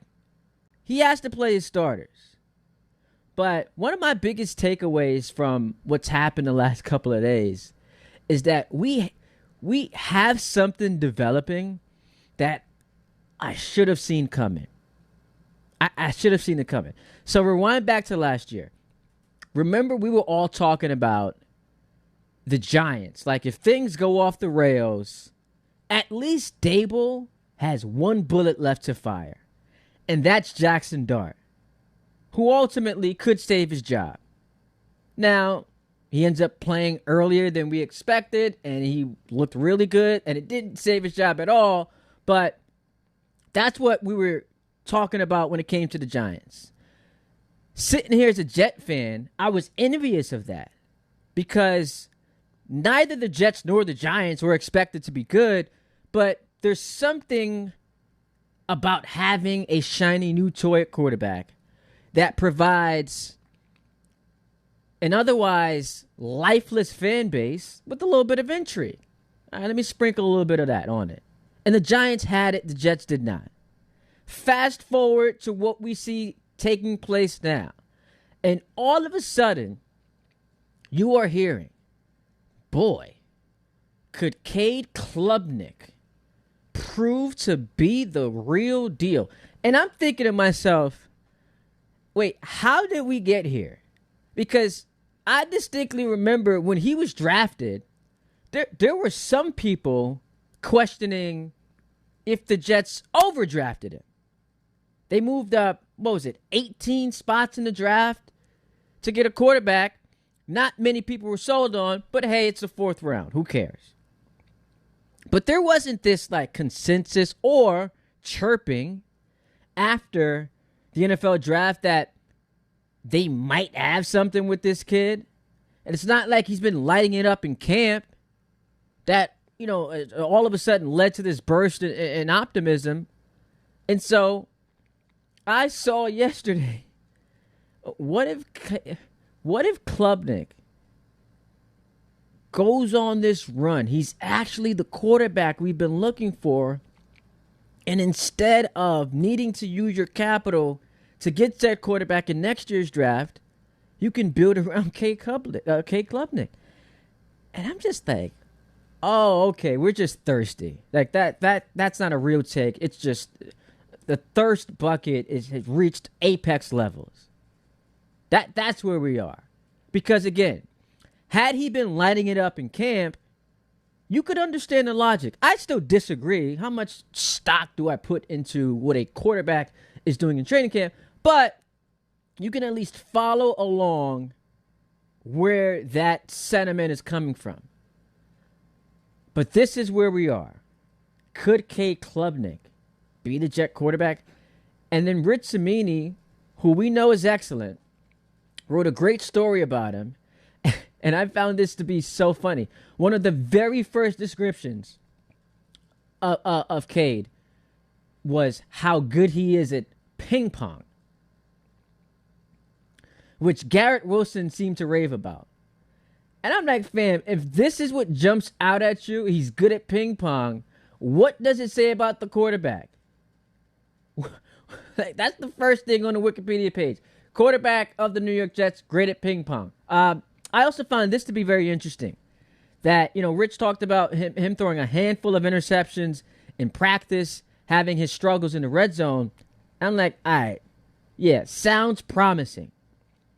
And what all of this is leading to, in my opinion, is something that is predictable and all too familiar Because, first of all, I find it hard to believe you have Jet fans out there who are excited, optimistic about Geno Smith. If you disagree, if you are in the camp, call us up 800-919-3776. Geno Smith, who is the betting favorite, what does this matter? The betting favorite to lead the league in interceptions. The same Geno Smith who has this as the latest material on his resume. Seahawks trade him, they win the Super Bowl. Raiders acquire him, they end up with the number 1 overall pick and fire their head coach.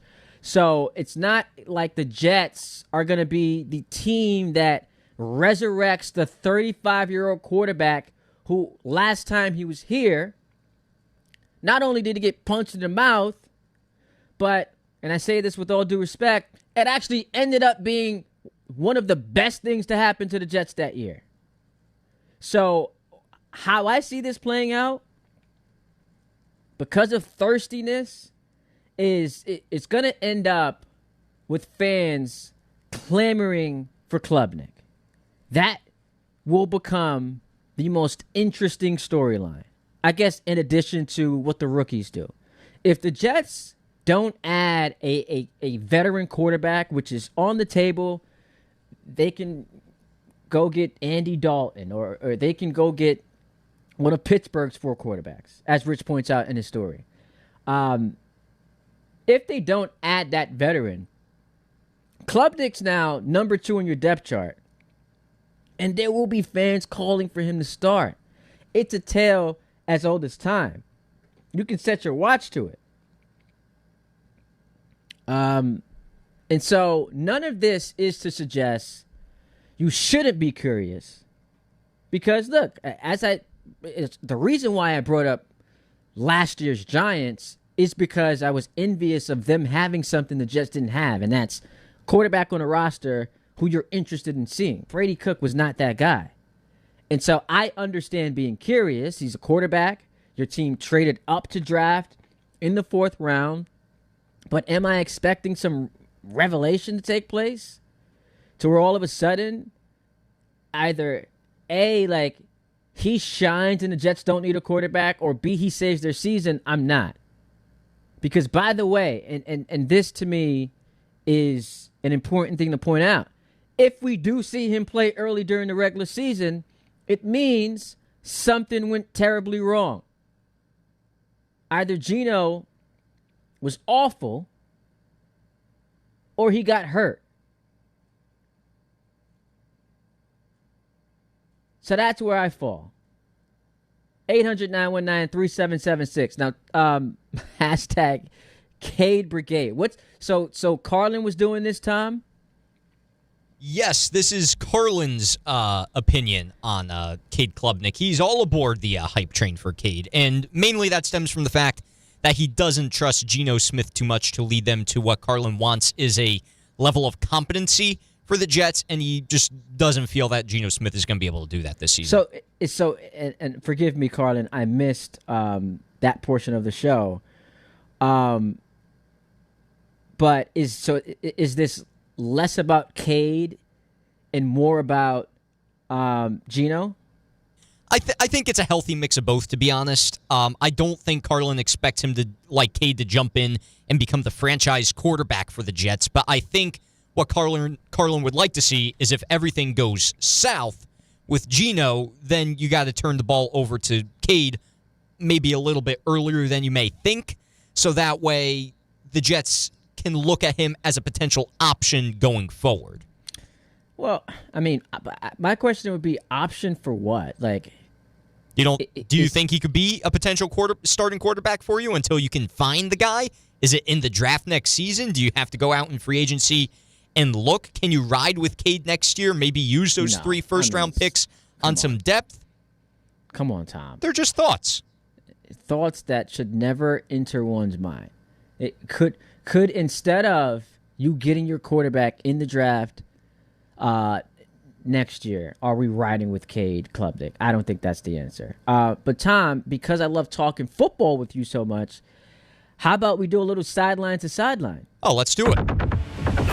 It's gonna happen. This is Sideline to Sideline. Go, go, go.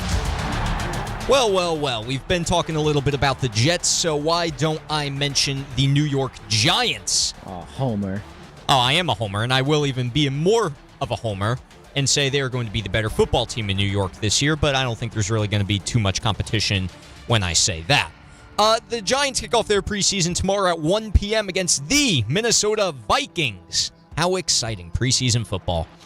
Now, Ty, I'm going to play you a cut here from John Harbaugh, who talks about the philosophy of starting his starters in preseason football. I value first-team reps very much, and you have to measure that against the risk. So there is risk as well, and that's part of it too. And you have to make that decision. You know, in the past 3 or 4 years, we didn't play hardly any starters. Before that, we would play a series or two. We usually went even all 3 games. Way back when we had we kind of brought from Andy, it was the way we worked it, and Andy had the most reps were like in the 3rd preseason game. You know, then the 4th preseason game, those guys only played 1 series. So there's a lot of formulas. People use a lot of different formulas. Our formula was pretty much to spread the reps out evenly through the 3 games for the guys that needed to play, and we have a plan for that right now by guy, and that's what we'll do. So I play that to ask you this.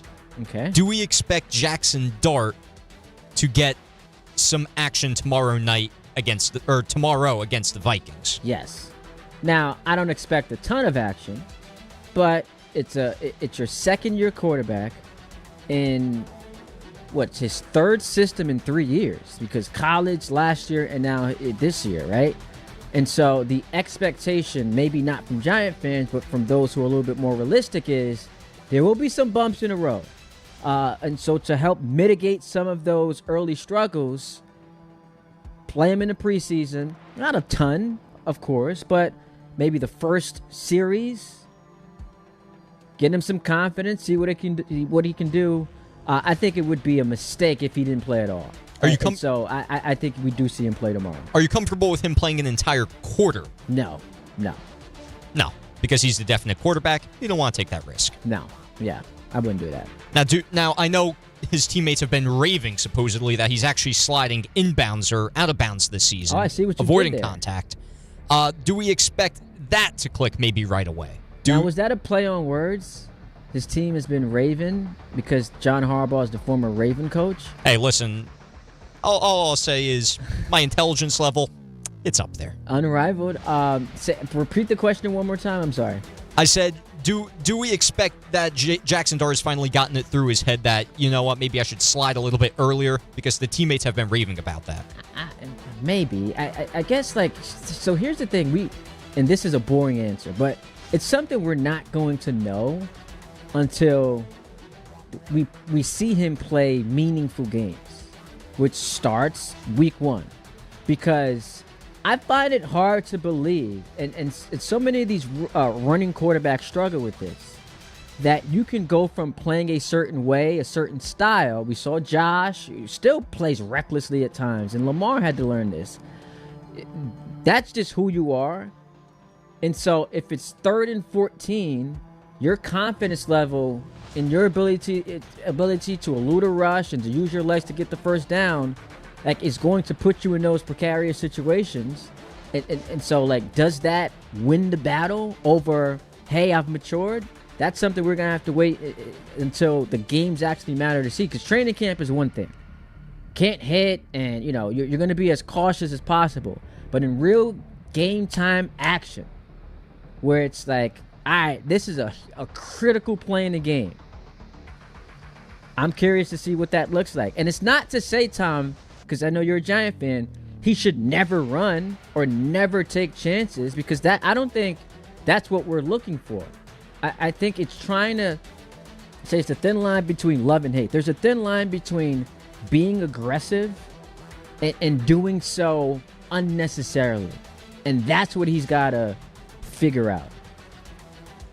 Fair enough.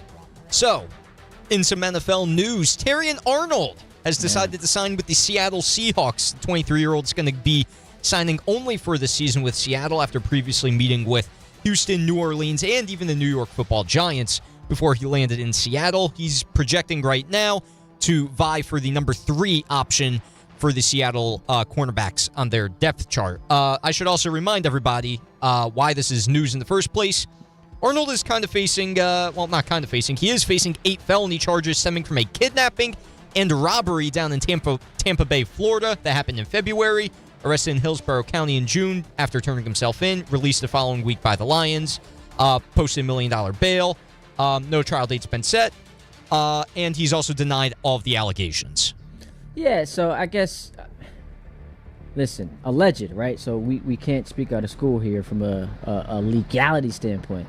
But this just, my take on this is, look, good for the Seahawks, the rich get richer. But also, it does expose, and we've already known this, the hypocrisy of, fans, media, whatever the case may be. All of us who watch football. So because of these allegations, the Detroit Lions had to wipe their hands clean of it. And then weeks later, another team's able to just sign him. So we would have crushed the Lions had they kept him. So they release him, but it's fine that another team signs him. Now, again, it's alleged, so we'll see what comes of this case and what ultimately ends up happening. If he is found guilty, what that means for his football career, suspension, and all that. But stories like this just constantly remind you of the hypocrisy that exists when it comes to our sports watching and our sports fandom. That's my take on it. And it's the right take on it as well. Here's a wrong take, though. Wanting to keep your old college number reserved to only yourself in college after you, yes, won a Heisman Trophy, but you didn't really win anything else. Oh, and also sat out your team's bowl game that season. Look at you. Are you going at Jayden Daniels? Absolutely. Rival of the Giants, and quite frankly, I could care less about him otherwise. Jayden Daniels, as I'm alluding to, wanting LSU to remove the number 5 and all of his accomplishments from LSU because they gave away the number 5 to another player that's currently on the roster. I believe his name is DJ Pickett. He's been wearing number 5 his entire life, that being DJ. So he wanted the number. LSU granted it to him. And, of course, LSU is not obeying by that at all. Lane Kiffin, the new LSU head coach, talking about the situation going on. Be disappointed if that wasn't the first question. I commented a week ago on that, and so that's the comment that I had, and we're moving forward. It's just to ask one more question, just to understand numbers. If someone were to ask for number 9, would that be on the table for you? How would you handle that situation when a player asks for that? Yeah, I'm not going to get into that. There's a lot to numbers, and whether they're retired, whether they're not, and different versions, and so I don't have an answer. There's a lot to numbers. It's so funny. I just love that. There's a lot to numbers. Especially the numbers on the paycheck, which is probably why Lane Kiffin left his other schools for LSU. Yeah, whatever happened to that Ole Miss thing. So Jayden put out a statement, I believe it was on Instagram, where he just, and I'm paraphrasing, he's like, I'm just focused on this season. Ryan Clark also put out a tweet yesterday explaining, because he obviously has ties to LSU, and it would appear he has spoken to Jayden or someone in Jayden's camp, where he says there's more to this story. More than what meets the eye. You want my take on it? Please. It has nothing to do with Jayden Daniels. This is a take I've had before, and it just reminded me of it. It's about Alex Rodriguez. Yeah, you're going to need to elaborate there, boss. Okay. So I don't think the Yankees should retire A-Rod's number 13. However, I do think the Yankees should not allow anyone going forward to wear the number 13. I understand Jazz is wearing it, and it sounds like a weird take to have. He sued the organization. There was obviously some turmoil and a lot that took place. So he is not deserving of the pomp and circumstance that comes with a ceremony of having your number retired. However, you see how we always talk about, hey man, it's been 17 years since the Yankees last won a championship. Well, that would be 26 years if not for A-Rod. That dominant playoff run he had in 2009. Won a couple of MVPs. He was tremendous for as long as he was healthy, and then obviously things fell apart. And I think the couple days ago was the 10-year anniversary of his retirement, right? I think that was a couple days ago, 10 years. That sounds right. Also, a couple days ago, he was on the Michael Kay show, more importantly. Yeah. And so, again, I don't think that they should formally retire his number because someone who sued the organization and had, like, issues with the front office, all of that, should not be afforded that ceremony and that prestige. But I don't think they should allow anyone else to wear number 13. Does that make sense to you? Or is that too galaxy brain of a take? It's a little galaxy brain out there, but I respect you for having that opinion. Is that it for sideline to sideline? Oh, that sure is. I mean, do you want to talk about the Raiders and Cardinals game? Let's do it. Jeremiah Love. Oh, you actually do want to talk about that? I was saying that more sarcastically, but while we're talking about the game, yeah, Jeremiah Love, he had a debut. That was 11 carries, I believe, for about 58 yards. Ran for a nice 16-yard gain at one point, hopping over a defender. Good for him. Also, what happened in that game is Fernando Mendoza made his very hyped debut in the postseason. Or not postseason, preseason. Postseason, he's not going to be getting to anytime soon out in Vegas. Good game from him there. And I'm pretty sure fans of Las Vegas are clamoring for him to be the starting quarterback, especially after having such a great, I keep saying postseason, preseason game. And Clint Kubiak, is he going to be the starting quarterback? Yeah, well, Kirk's been getting the reps with the ones. I think he's had a solid training camp, and, it's his job to lose. Yeah, the answer is no. It's going to be Kirk Cousins starting for a little while. Which I think is a good decision by the Raiders. You have the ability to ease him. He's not coming in with these high expectations for like a team expected to be great, and the division you play in is brutal, so you've got no chance of having a great season. So let Kirk go out there, get a couple of reps, play 6 or 7 games maybe, but you do want to have a large enough sample size for Mendoza to where you have an opinion on him at the end of the season. So I think that's the right move for the Raiders. And one preseason game isn't enough to give you a good sample size? Well, you keep making the joke of, Raiders fans are going to be clamoring for him after one preseason game. Nice little touchdown pass. I was kind of annoyed because I wasn't watching the game live. It popped up on my timeline. Man, he should be a Jet quarterback. And Geno's our quarterback now is the reason why Fernando Mendoza is not the current Jet quarterback. How about that? The Jets are Fernando Mendoza adjacent. How about that?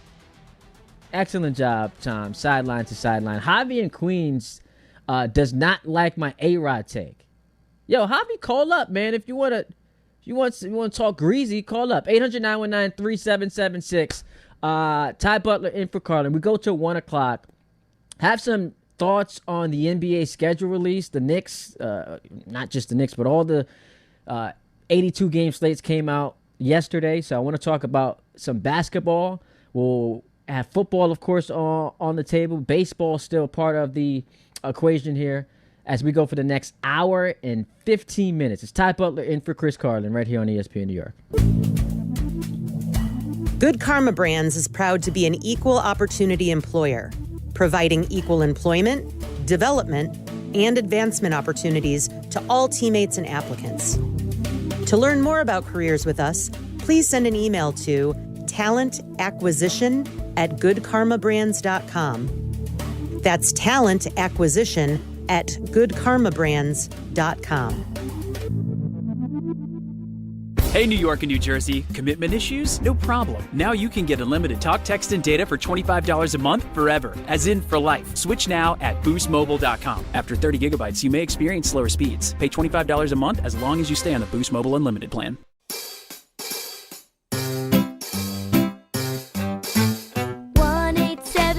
Cars for Kids. KARS Cars for Kids. 1-877 Cars for Kids. Donate your car today. 1-877 Cars for Kids. KARS Cars for Kids. 1-877 Cars for Kids. Donate your car today. Ready to get rid of that old car? Donate it to Cars for Kids. Call 877-CARS4KIDS to speak to a friendly live agent. Donation is super easy, and your car can be picked up as soon as tomorrow. Go to carsforkids.org now or call 877-CARS4KIDS to donate your car today. 1-877-CARS-FOR-KIDS.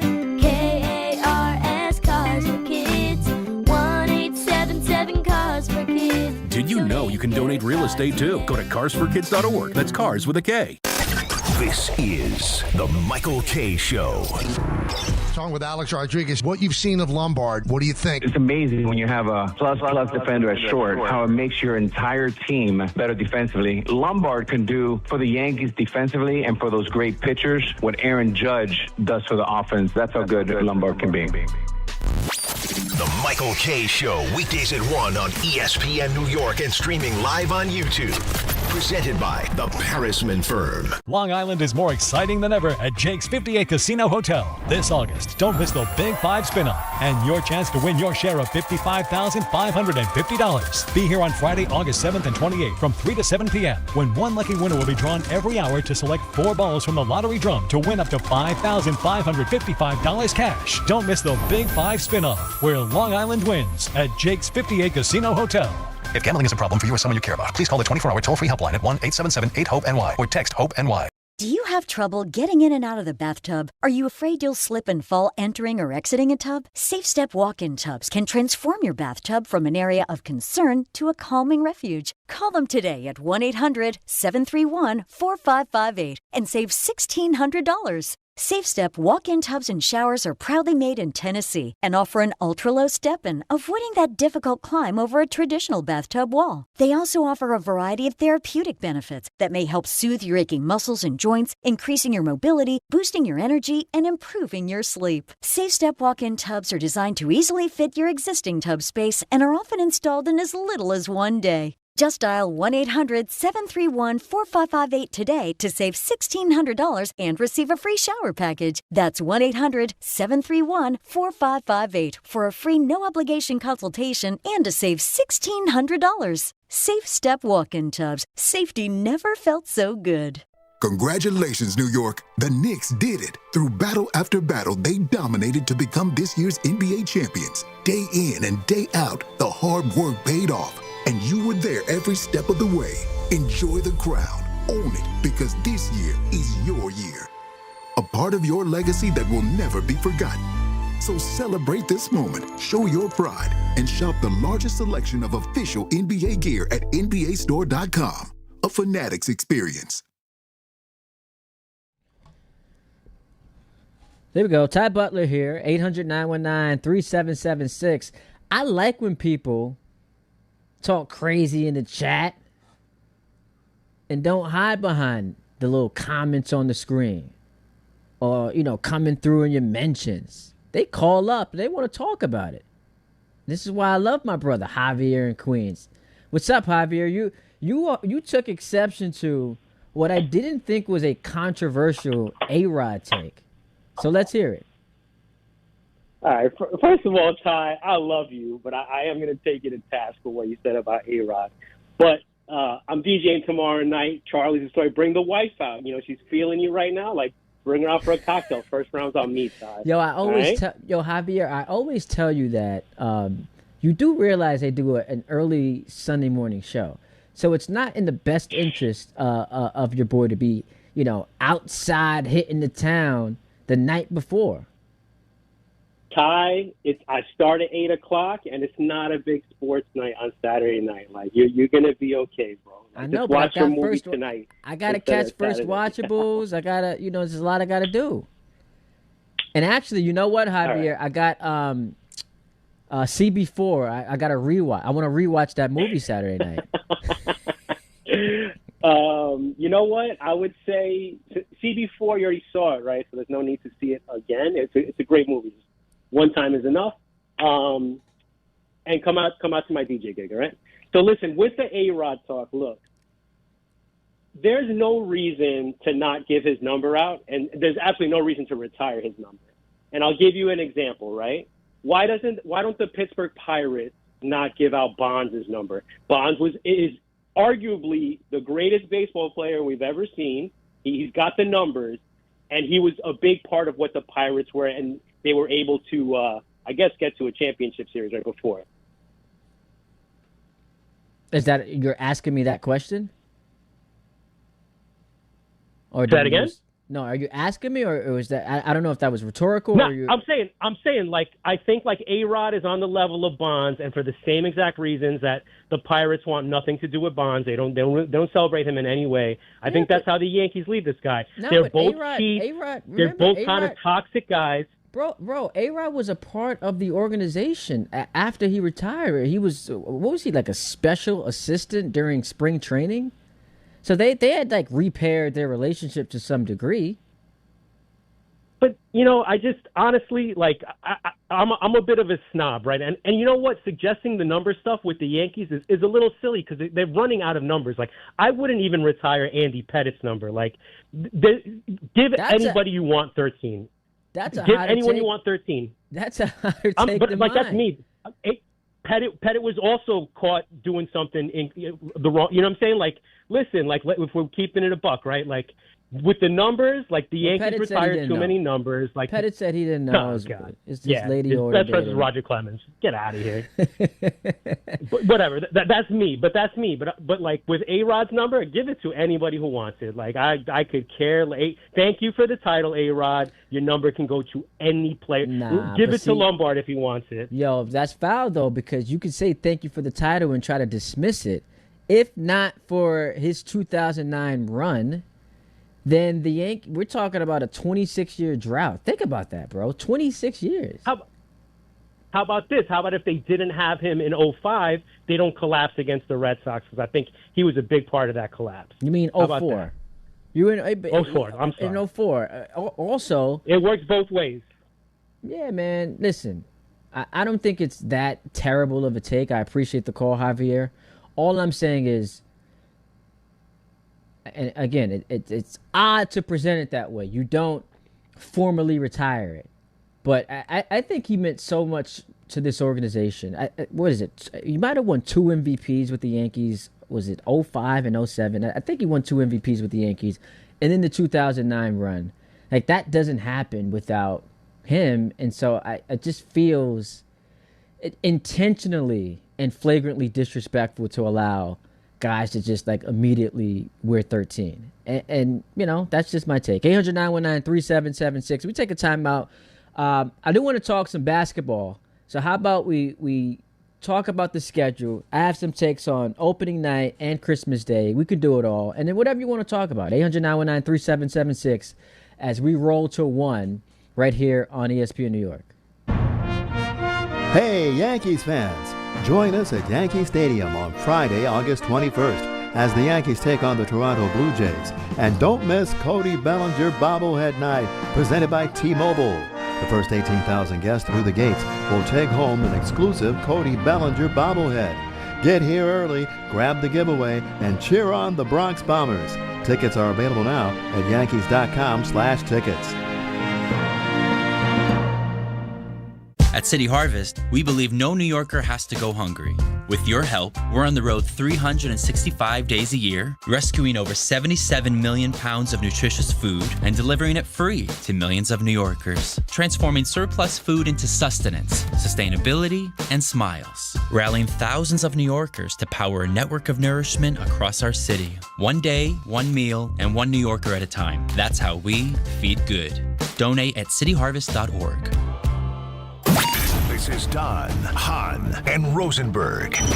I'm telling you right now, I'm buying stock in 96. I might be buying a jersey. This kid, Lombard, is not overhyped. This kid is exactly the goods. And it doesn't mean he's not going to have a bad game every now and then. There's a way people move and act and talk that tell you, oh yeah, it's in him. Now it's a matter of sit back and let's watch it happen. Don, Hahn, and Rosenberg. Weekdays at 3 on ESPN New York and streaming live on YouTube. Orgavada Zona? Is that a word? In the 2026 Kia Sportage Turbo Hybrid, it might as well be, because it can be one road trip. It's all about turbocharged power and hybrid efficiency working together, so you get the thrill of quick acceleration and the satisfaction of fuel efficiency. Book a test drive and keep the adventure going. Kia, movement that inspires. Call 800-3334-KIA for details. Always drive safely. Miller time. People think it just happens, but that's not true. You know what you gotta do? You gotta go say hello with some beers. Make the plans. Forget the couch. Go to that thing. Play the game. See him in person. Talk to that stranger. Live a little. Small acts of rebellion that bring us together. Because legendary moments start with a light. It's Miller time. Celebrate responsibly. 2026 Miller Brewing Company, Milwaukee, Wisconsin. Kenny here to help you ignite your taste buds with Firework Freeze 5-Hour Energy Shots. Juicy cherry, citrus lime, and blue raspberry. It's that iconic freezer pop flavor, but with none of the guilty sugar aftermath. The perfect summer kick. It's a delicious, portable, zero-sugar energy shot bursting with flavor. Bring on summer with Firework Freeze 5-Hour Energy Shots. Available online at 5hourenergy.com or on Amazon. In sports, the tape never tells the whole story. Hiring is no different. AI can make candidates look like an MVP on paper, so knowing the person and the skills behind the resume matters. That's where Robert Half changes the game. Our recruiters combine their expertise with award-winning AI to evaluate skills and fit quickly. Learn how we can find you specialized talent in finance, accounting, technology, and more. At Robert Half, we know talent. Visit roberthalf.com/talent today. ESPN New York, now streaming live on YouTube. Subscribe today and watch the show. WHSQ and WCBS-FM HD2, New York.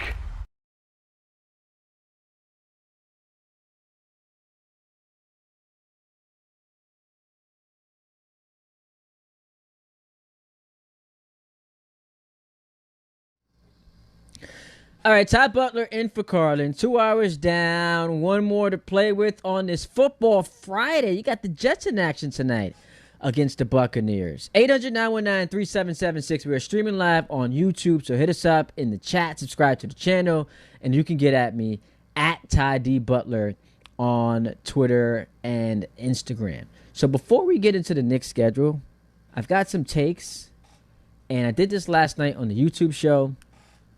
And I've said this before, I don't like that the NFL has taken over Christmas Day. And this is not, obviously I love football. I can't wait for it to return. I'm, pretty intrigued by what we're going to see tonight between the Jets and the Bucks. So this is not about, this actually is about my love for football. And I'll make it make sense. Christmas Day with the NBA is an easier watch because while the NBA is my number one sport, it's the type of day that's structured where you can kind of watch it in passing. And so obviously I'm locked into the Knicks and they always get the noon start. Perfect. I'm a Laker fan. They typically will have that either 5 o'clock or 8 o'clock start. I'm watching those two games in their entirety. And then the other 3 games, I'm just kind of coming and going. Tip off right before halftime, start of the third quarter. If it's close late, you can have family engagement and interaction. You don't got to be locked into all of it. And so basketball, it's perfect. The NFL doesn't work that way. You can't watch football in passing. And so when I've got my 2 kids freshly off opening all their gifts, and now I told y'all they're into the video games. They want to play every single game. And the moment I look away at my phone, they're upset. I got my wife side-eyeing me. The last thing I need are 8 sporting games on Christmas. So the Christmas Day NBA thing just worked, especially as I got older and I started a family. NFL... And so, where's here's a spot where you can just kind of duck out when you look at the schedule. And it's Knicks Spurs, finals rematch. Then it's Packers Bears, historic rivalry, playoff rematch. And you've got Heat Celtics into Bills Broncos, another rematch from the playoffs. Sixers, Lakers, LeBron making his way back to LA. The Lakers, that's my team. And then simultaneously, you've got Rams, Seahawks, playoff rematch, and the Thunder, Wolves, and then you've got Nuggets, Warriors. So the sporting day is starting at noon, and it's ending at 1 o'clock in the morning. I don't love that. And now we've gotten to a point where because the NFL experimented and it worked, it's never going away. So I'm not happy about that. Speaking of being unhappy, there were some Knicks fans I came across who were not pleased with the opening night draw. Not because they're deathly afraid of the Sixers. They're shaking in their boots. Not because of that. But it was, we just won our first championship in 53 years. We're talking about multiple generations of Knicks fans who've never got to experience this. And what a glorious playoff run. 16-3 and set the point differential record. And we had the watch parties that unified not just the city, but all over the country. Into the parade.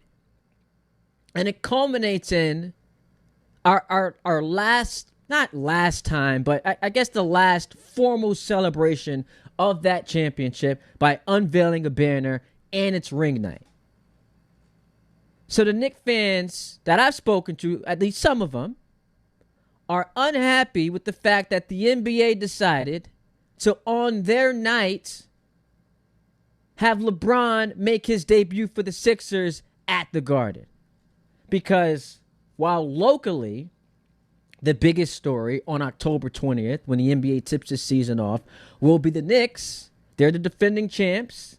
Nationally, the biggest story will be LeBron and the Sixers. And so there are some folks out there who feel like they got robbed. Like, really? This is what we're doing? We can't have our night? It can't be about us?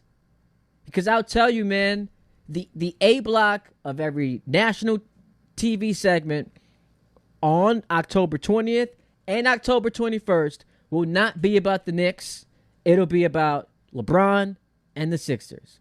And now, look, for a lot of Knicks fans who love the underdog mentality and they love wearing that underdog cape, floats their boat. But there were some folks, I saw CP the Franchise, my man, on his stream talking about it's a little disrespectful to do this to the defending champions. Now, all of that will be erased if you start the year, and we're still 2 months away, but we could talk about it. You start the year by showing them, look, as much as things have changed, still remains the same. We own you. 2 times in the last couple of years, we beat you in the playoffs. And this time, we spanked you. Mother's Day massacre. We annihilated you. Beat you into submission. And so if they follow that up with what has been, an obvious winning offseason for the Sixers, who add not just Bron, but Jaylen Brown,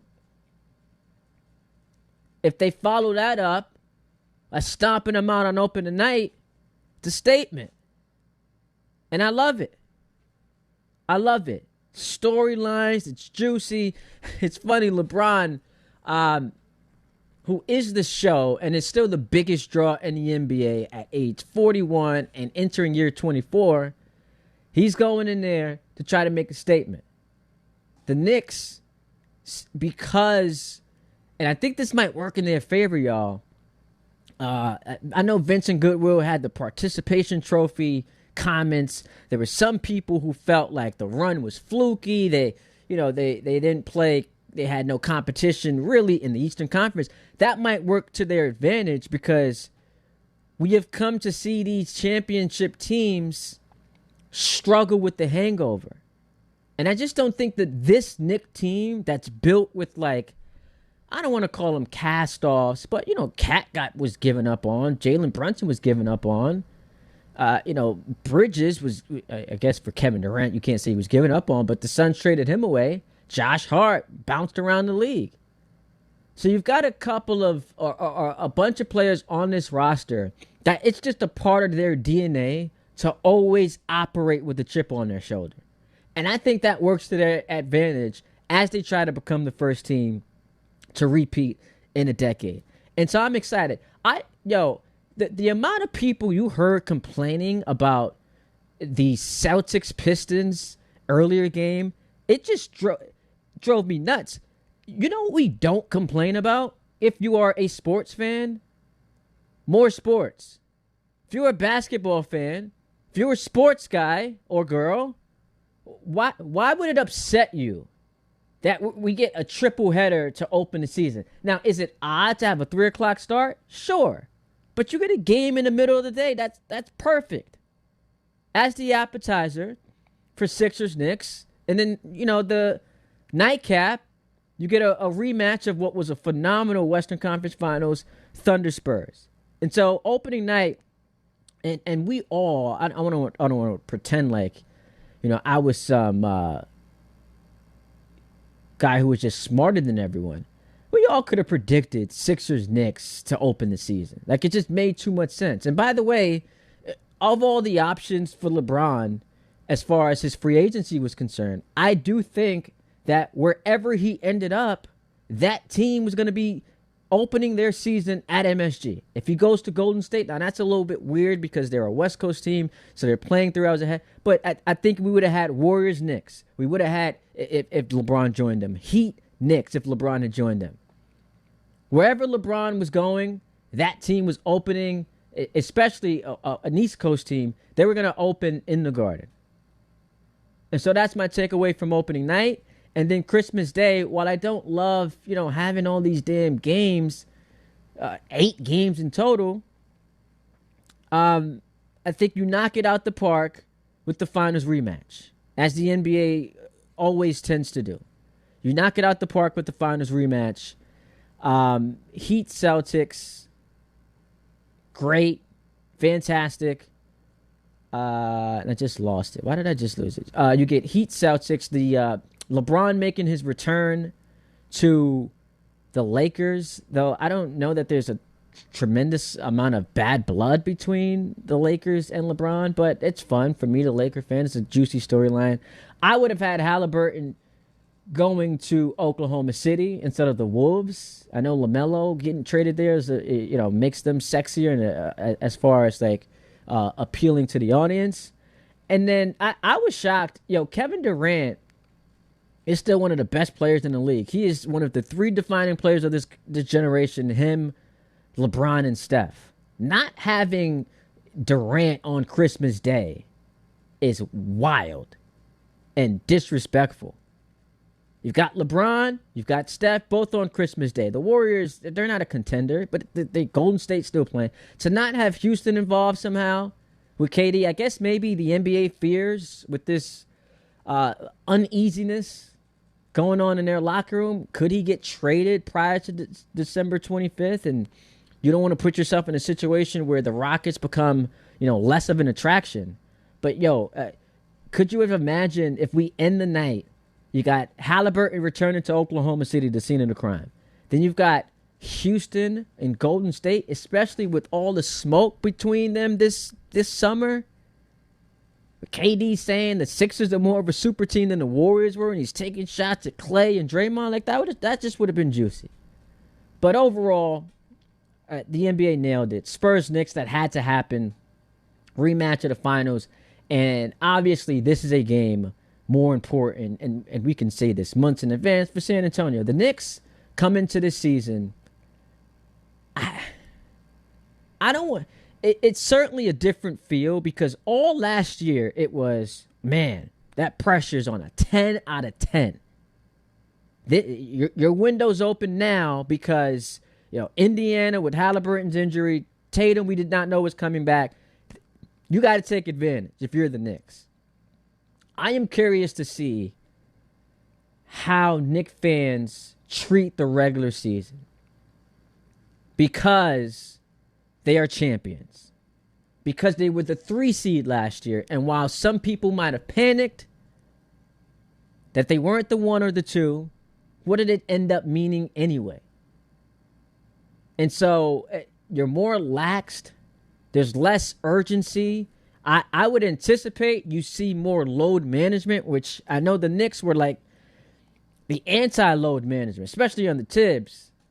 But now defending your crown as a Knicks fan, I know you'll be locked into every game because that's what makes this fan base so awesome. They're passionate.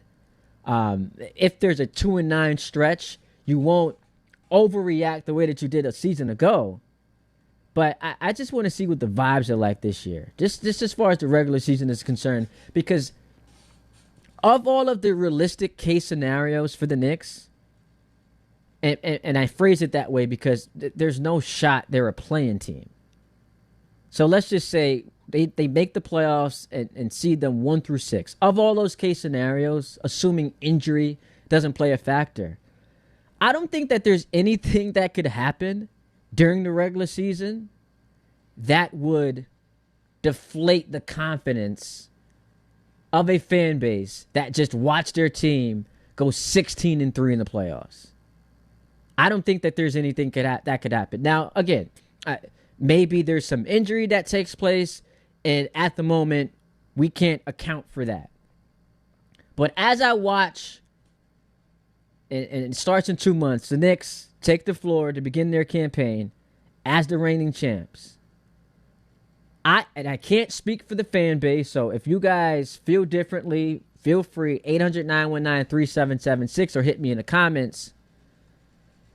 I just don't believe that if you are a diehard Knicks fan and you watched your team go through some rough patches last year. We mentioned the 2-9 stretch, the MLK Day embarrassment. There were some moments where people were like, oh, is Mike Brown the head coach? Like, he was the 9th option. And Cat, could he be the second best player on the team?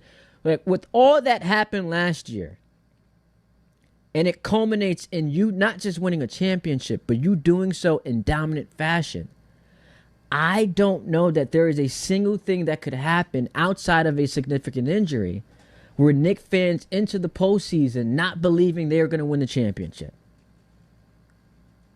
Because in years past, even when you were good, as confident as you were, seemingly standing 10 toes down, head held high, shoulders rolled back, you still knew in the back of your mind, you've got a little Mets in you. The shoe's going to drop. Like game 1 of the Pacers series last year. Something's going to happen. And we're going to fall short. But as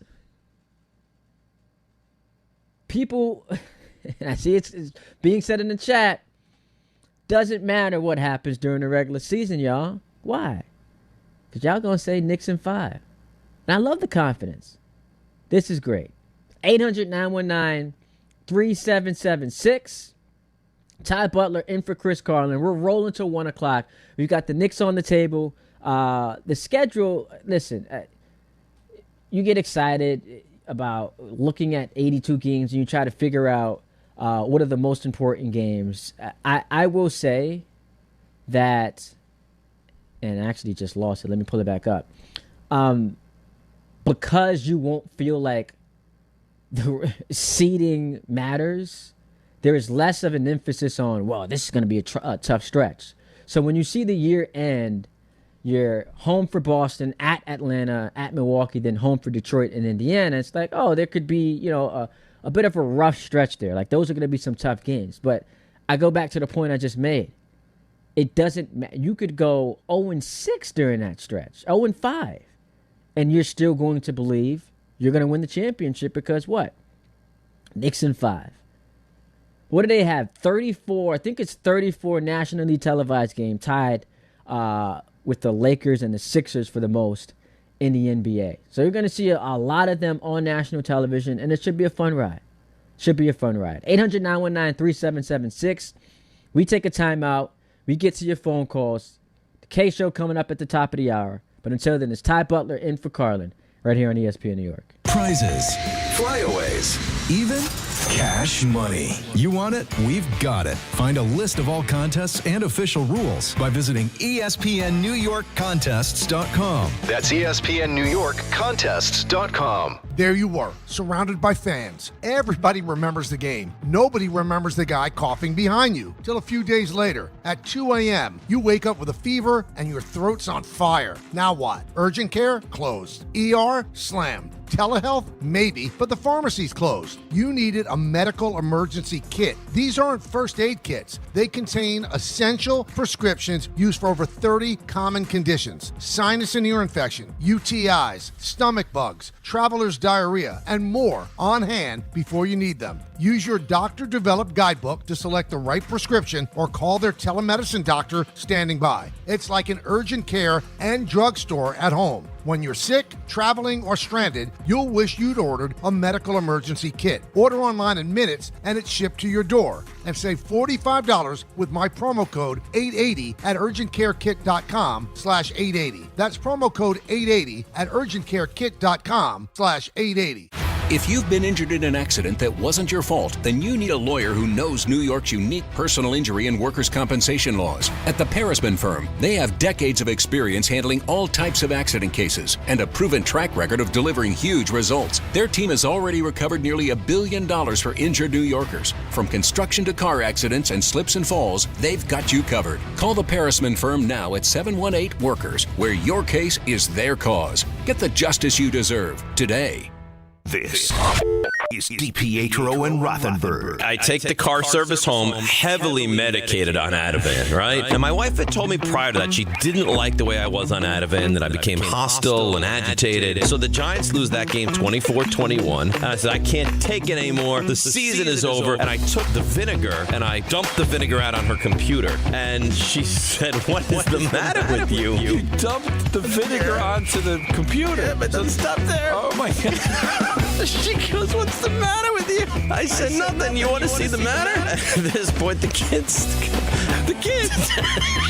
the poor kids. Are the kids okay? This is DiPietro and Rothenberg. And I don't remember what happened from that moment on, but I'm not allowed to take Ativan anymore. Morning Start with DiPietro and Rothenberg. Weekdays from 6 to 10 on ESPN New York and streaming live on YouTube. Hey, New York and New Jersey, Boost Mobile has an unlimited talk, text, and data plan that's only $25 a month forever, meaning you'll only ever pay $25 a month for the rest of your life. Who wouldn't want unlimited wireless when it only costs $25 a month forever? If you don't, you must be one of those people who enjoy overpaying for their phone plan. $25 a month forever is truly as good as it gets, so go online and switch now at boostmobile.com. After 30 gigabytes, customers may experience slower speeds. Customers will pay $25 a month as long as they remain active on the Boost Mobile Unlimited plan. Monkey Sports, built by players for players, is your one-stop shop for hockey, baseball, lacrosse, and more. Find top-name equipment and expert in-store services like sharpening, break-ins, and relacing. Shop in-store at Monkey Sports in Farmingdale or Woodbridge, or online for all the top brands. Whatever your sports, Monkey Sports gets you game ready fast. Monkey Sports, where athletes shop. Rich Eisen here. Running a small business means every hire matters. A bad hire costs time and money, but the right one helps your business grow. The challenge? Finding that person without sorting through resumes. That's where LinkedIn Hiring Pro comes in. It screens candidates so you can focus on conversations with qualified talent. With Hiring Pro, you can hire with confidence and build the team you need. Join the 2.7 million small businesses using LinkedIn to hire. Get started by posting your job for free at linkedin.com/Eisen. Terms and conditions apply. Hey, it's Wendy here. Are you looking to rebound from your high-interest credit card debt? A SoFi personal loan could help. Consolidate your debt with a SoFi personal loan into one low monthly payment, and you could save money on interest over time. And with as soon as the same day funding, you could hit the ground running ASAP. Apply today with no fees required at SoFi.com/debt rebound. Loans originated by SoFi Bank, NA member FDIC. Terms and conditions apply. NMLS 696891. Fast funds terms apply at SoFi.com/debt rebound. This is the Michael K. Show. Talking with Alex Rodriguez, what you've seen of Lombard, what do you think? It's amazing when you have a plus defender at short, how it makes your entire team better defensively. Lombard can do for the Yankees defensively and for those great pitchers what Aaron Judge does for the offense. That's how good Lombard can be. The Michael K. Show, weekdays at 1 on ESPN New York and streaming live on YouTube. Presented by the Parisman Firm. Listen, Dan Orlovsky is exceptional, tremendous, talented, and we love watching him on NFL Live. There's a reason why that show is, has so many accolades with all the Emmys and stuff. But when he's doing a quarterback list of traits, and the trait that he is outlining that has Josh Allen atop the list is best decision makers. In other words, Josh Allen is the quarterback in the NFL who is the best decision maker. That is all of the evidence to support what I've been saying for years now. My problem is not with Josh Allen. He is obviously an excellent quarterback. My problem is with how he is covered. How could someone fix their lips fresh off of watching him turn the ball over 4 times in a playoff game, including one before the half that just made no sense with 30 seconds left on the clock? That immediately led to 3 points for the Broncos. And you could say, won them the game. Or if it's not that turnover, it's the interception he threw in overtime. How could one fix their lips after watching that game? After seeing that since he entered the league, no one has more turnovers than Josh Allen. After all of that presented to you, you can fix your lips to say he's the quarterback that's the best decision maker in football? A lot of things you can say about him. Great things. Anoint him if you want to. That right there is the problem with how he is covered. It makes no sense. 800-919-3776. George is in Elizabeth. He wants to chime in about the Knicks. What's up, George? What's going on, Ty? You know I love you, man. I love your show, man, whenever you on, big bro. But as a Knicks fan since 1984, let me be the first to say, as the defending champions, I don't care what our regular season record is this year. If we crack 47-48 and we the 6th seed, fine. Am I afraid to go into Philly?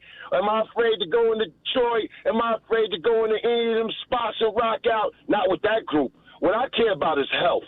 I want these guys to finish this season and go into the playoffs healthy. If they go into the playoffs healthy, who am I afraid of in the Eastern Conference? Nobody. That's the key, health. Trying to, replicate, our winning streak during the regular season. When these guys get chipped up, then it's really gone. Plus, if we go in with a 51 record, a 52-win record, something like that, maybe we'll get lucky and they'll underestimate us yet again. Yet again, give them another chip on their shoulder to play for. So I just wanted to say that I don't care about the regular record, and most Knicks fans after this chip don't either. We just want to be healthy going into the playoffs so we have a legitimate shot of repeating.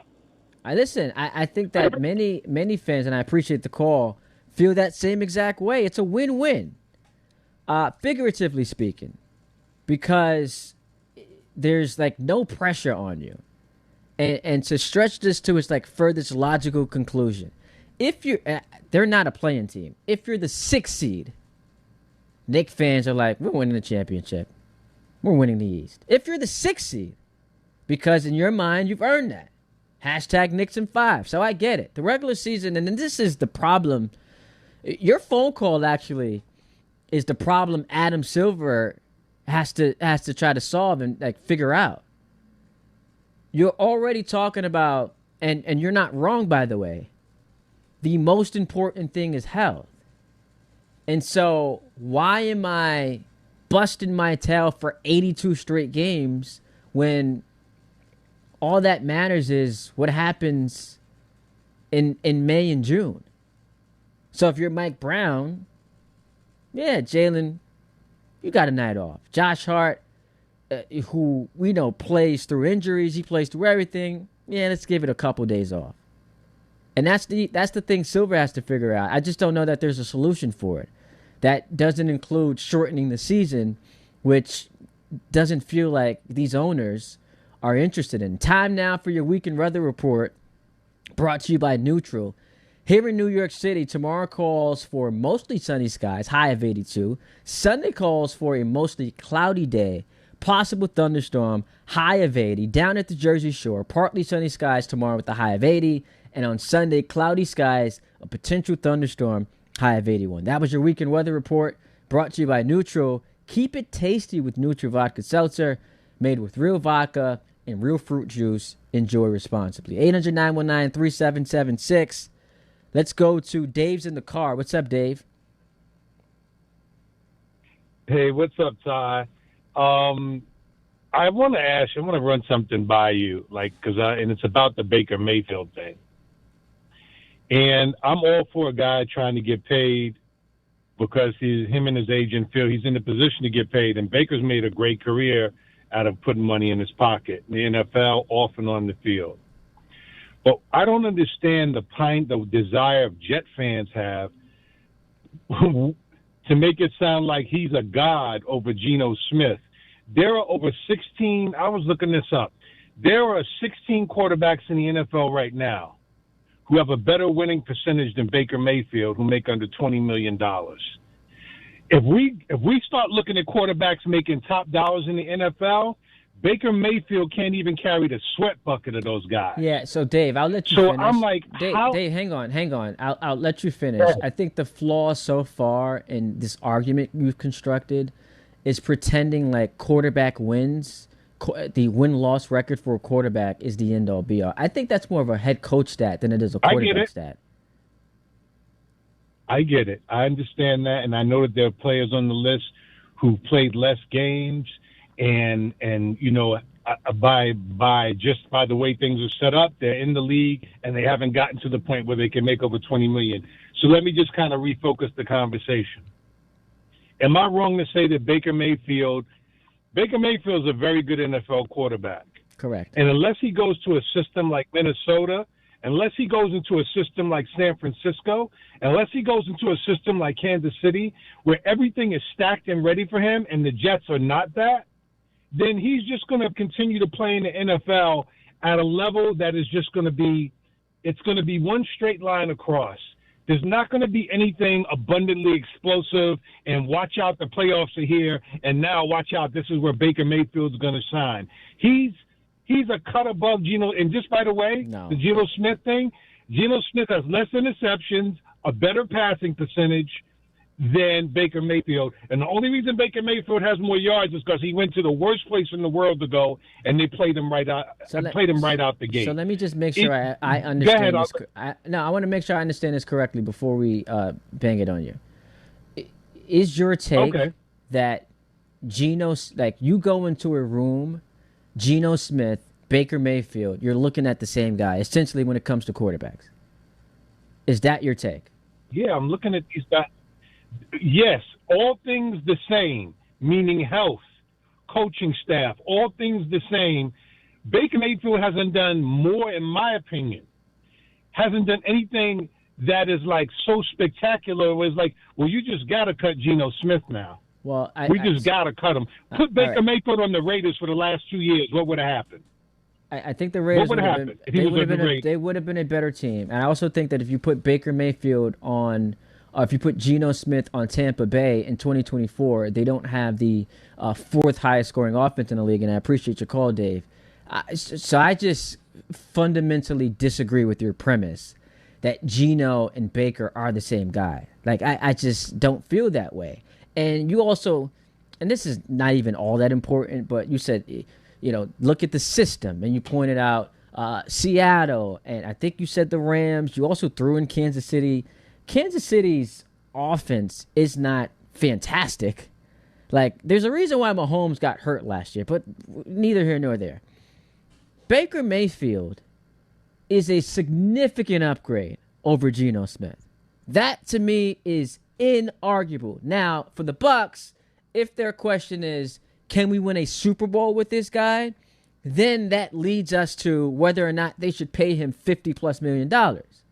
But if you're a Jet fan, you absolutely should be interested in Baker Mayfield because you're not thinking about trying to win the Super Bowl. You haven't made the playoffs in 16 years. You haven't been above 500 in a decade. So Super Bowl, and we pretended because we kind of got like hoodwinked back in, what was it, the 23 season. Well, we went from a 12-year playoff drought to, could the Jets win the Super Bowl? Now they got Aaron Rodgers. Now, that's not the game here. That's not the play. The play is, can we acquire a quarterback who we are certain gives us playoff contention as our baseline and then work from there?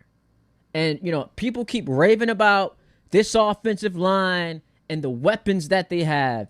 If you get Baker Mayfield in this quote-unquote system, I don't know who the head coach is going to be, but that obviously will be a significant factor in, determining how good the team can be. Baker Mayfield and that's what I would ask you, Dave. Do you think, however many games you think the Jets can win this year, realistically, 5 or 6, you're telling me not only does that number... You think that number doesn't even go up a bit if Baker's the quarterback. You think it actually might go down? In other words, whether you put Geno or Baker Mayfield under center for the Jets this year, you think that they are a 5 or 6 win team, and I just vehemently disagree with that. It's a terrible take, and I got nothing but love for you. Let's go to James in Atlantic City. What's up, James? Hey, what's up, man? Just wanted to chime in on the Baker Mayfield talk. I don't see it happening. Everybody at the station is talking about Baker Mayfield of the Jets, and I just don't understand what makes everybody believe that could be a possibility. Number one, he's an aged quarterback. He may have a few more seasons left in him. I don't know. And number two, what makes you believe that he's going to become available for the Jets to even get him? I think it's a waste of time to keep talking about it I don't see it happening. Okay, I appreciate the call, or maybe not.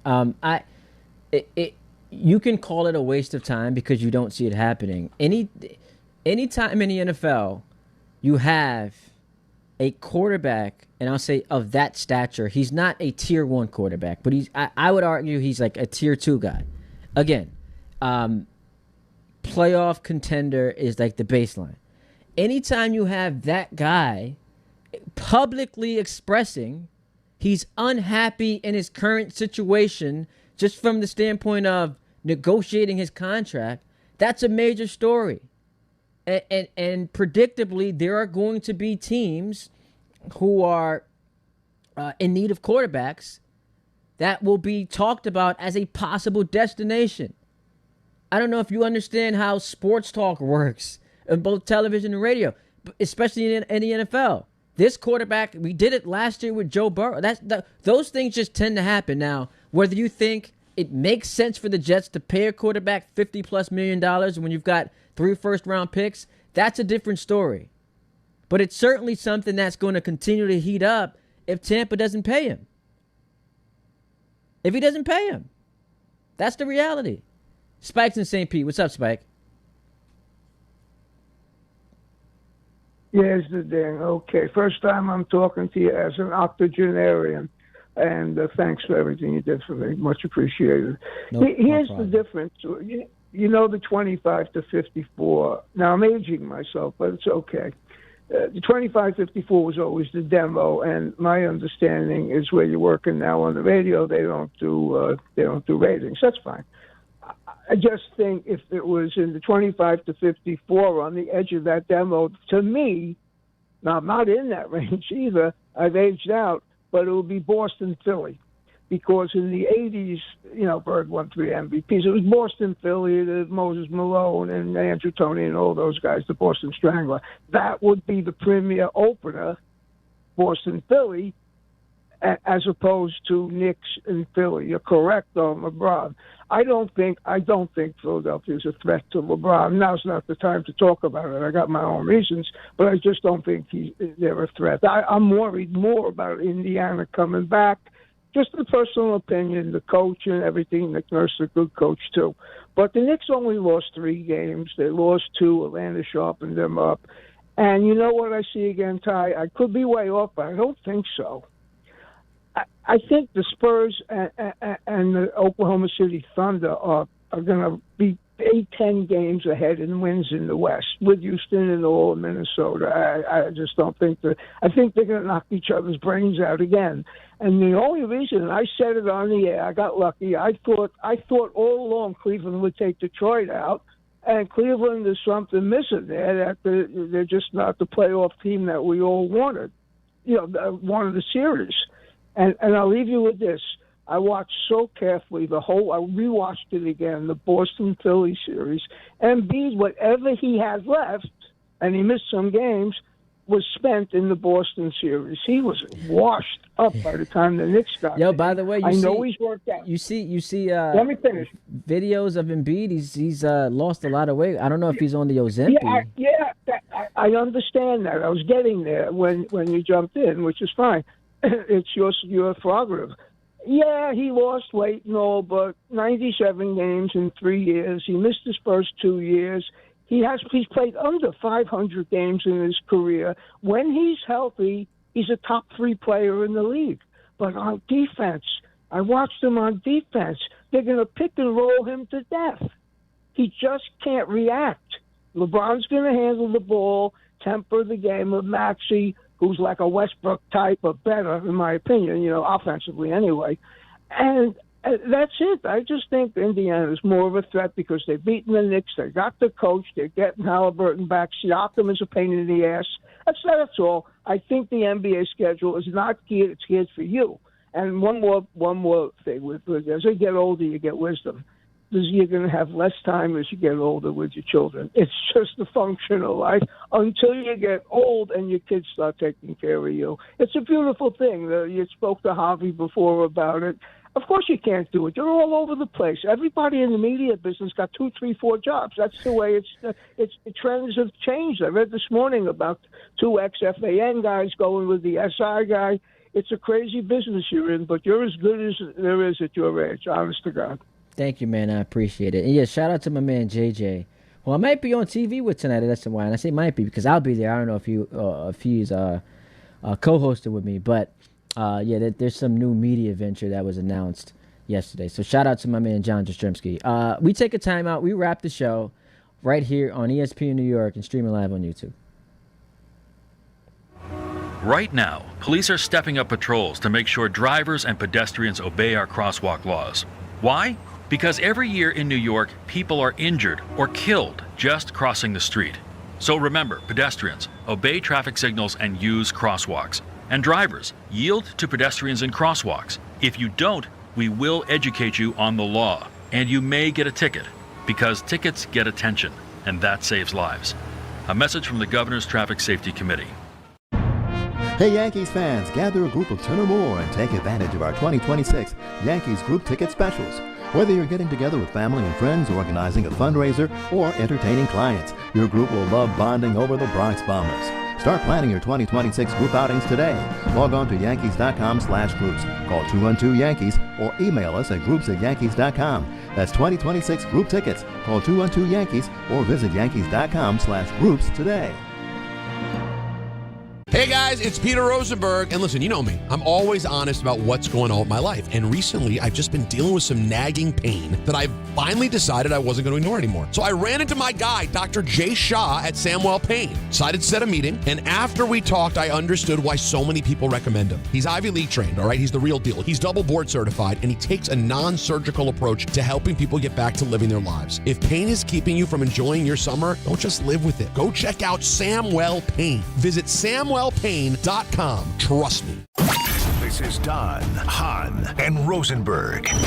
I'm telling you right now, I'm buying stock in 96. I might be buying a jersey. This kid, Lombard, is not overhyped. This kid is exactly the goods. And it doesn't mean he's not going to have a bad game every now and then. There's a way people move and act and talk that tell you, oh, yeah, it's in him. Now it's a matter of sit back and let's watch it happen. Don, Hahn, and Rosenberg. Weekdays at 3 on ESPN New York and streaming live on YouTube.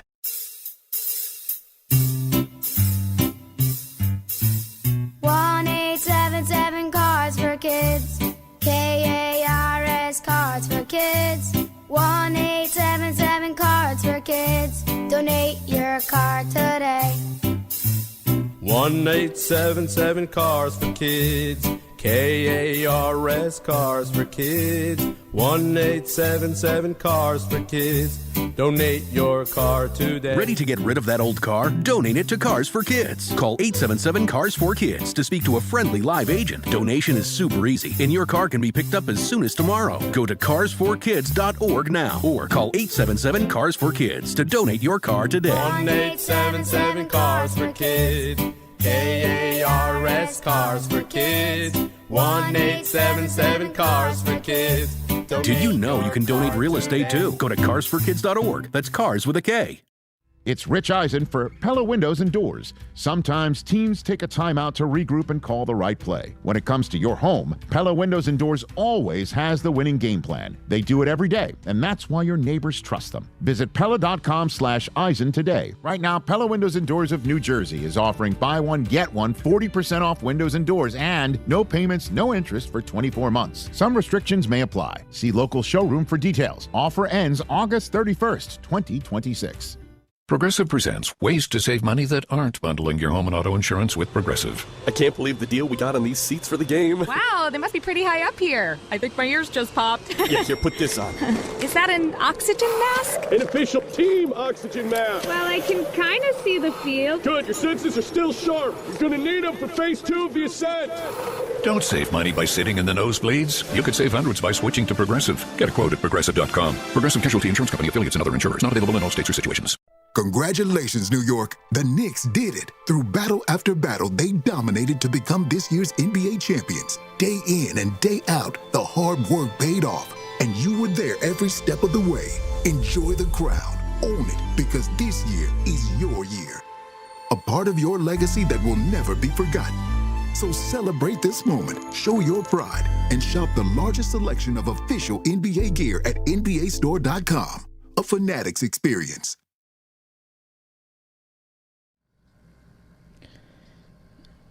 Oh, I love me a little Aaliyah to end the show on this Friday. Yo, Tom, we didn't even get a chance to talk about this, so let's hit y'all with it now. The best day of my career yesterday, and people will laugh at me because you don't quite understand, but Bauer, you saw, it's on social media, at Ty D. Butler on Instagram and Twitter. I got a chance to interview a guy who I've long admired for the last...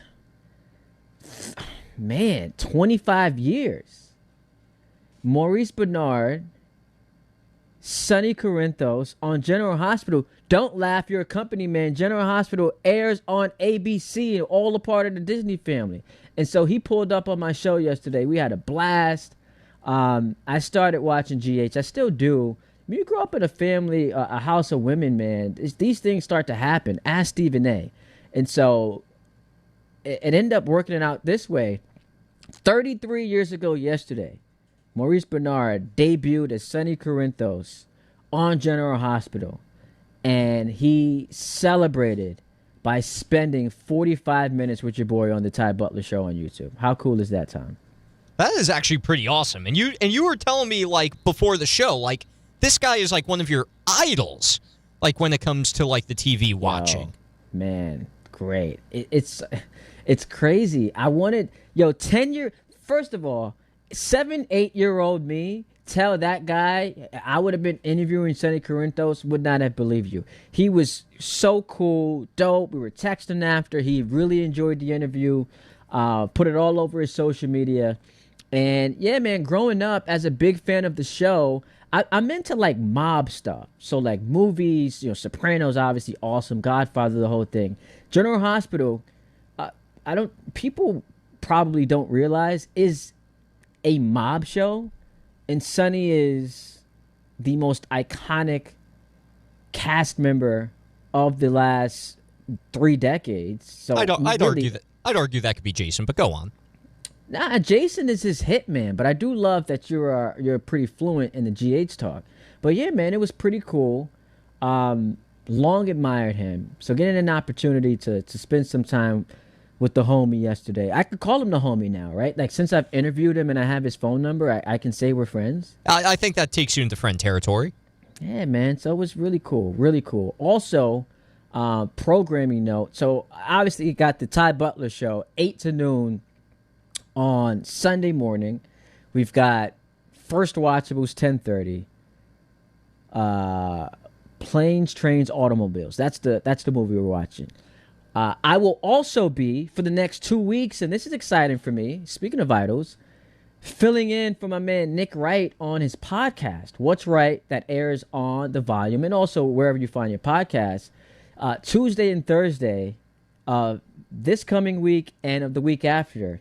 Nick is on vacation. He's headed, I don't know if this is public, but he's headed on vacation somewhere, and he hit me a couple of days ago, asked if I would fill in on his podcast, and I'll have a co-host. So I'm really excited about that. So Tuesday and Thursday, the next couple of weeks, I'll be co-hosting the What's Right podcast, wherever you find your podcast. And so it's up from here, man. Things are looking up. By the way, Tom, I did tell Sonny that he can't retire because one of my childhood dreams, I've got 2 really big goals. One of them is co-host Rockin' Eve on New Year's Eve with Ryan Seacrest. Ryan Seacrest, that's my guy. So that's one goal. The first goal actually came before the Ryan Seacrest one, and that was to appear on General Hospital as one of Sonny's henchmen. And so I told him yesterday, because people ask him as he gets up there in age, he's only 63 and he looks phenomenal.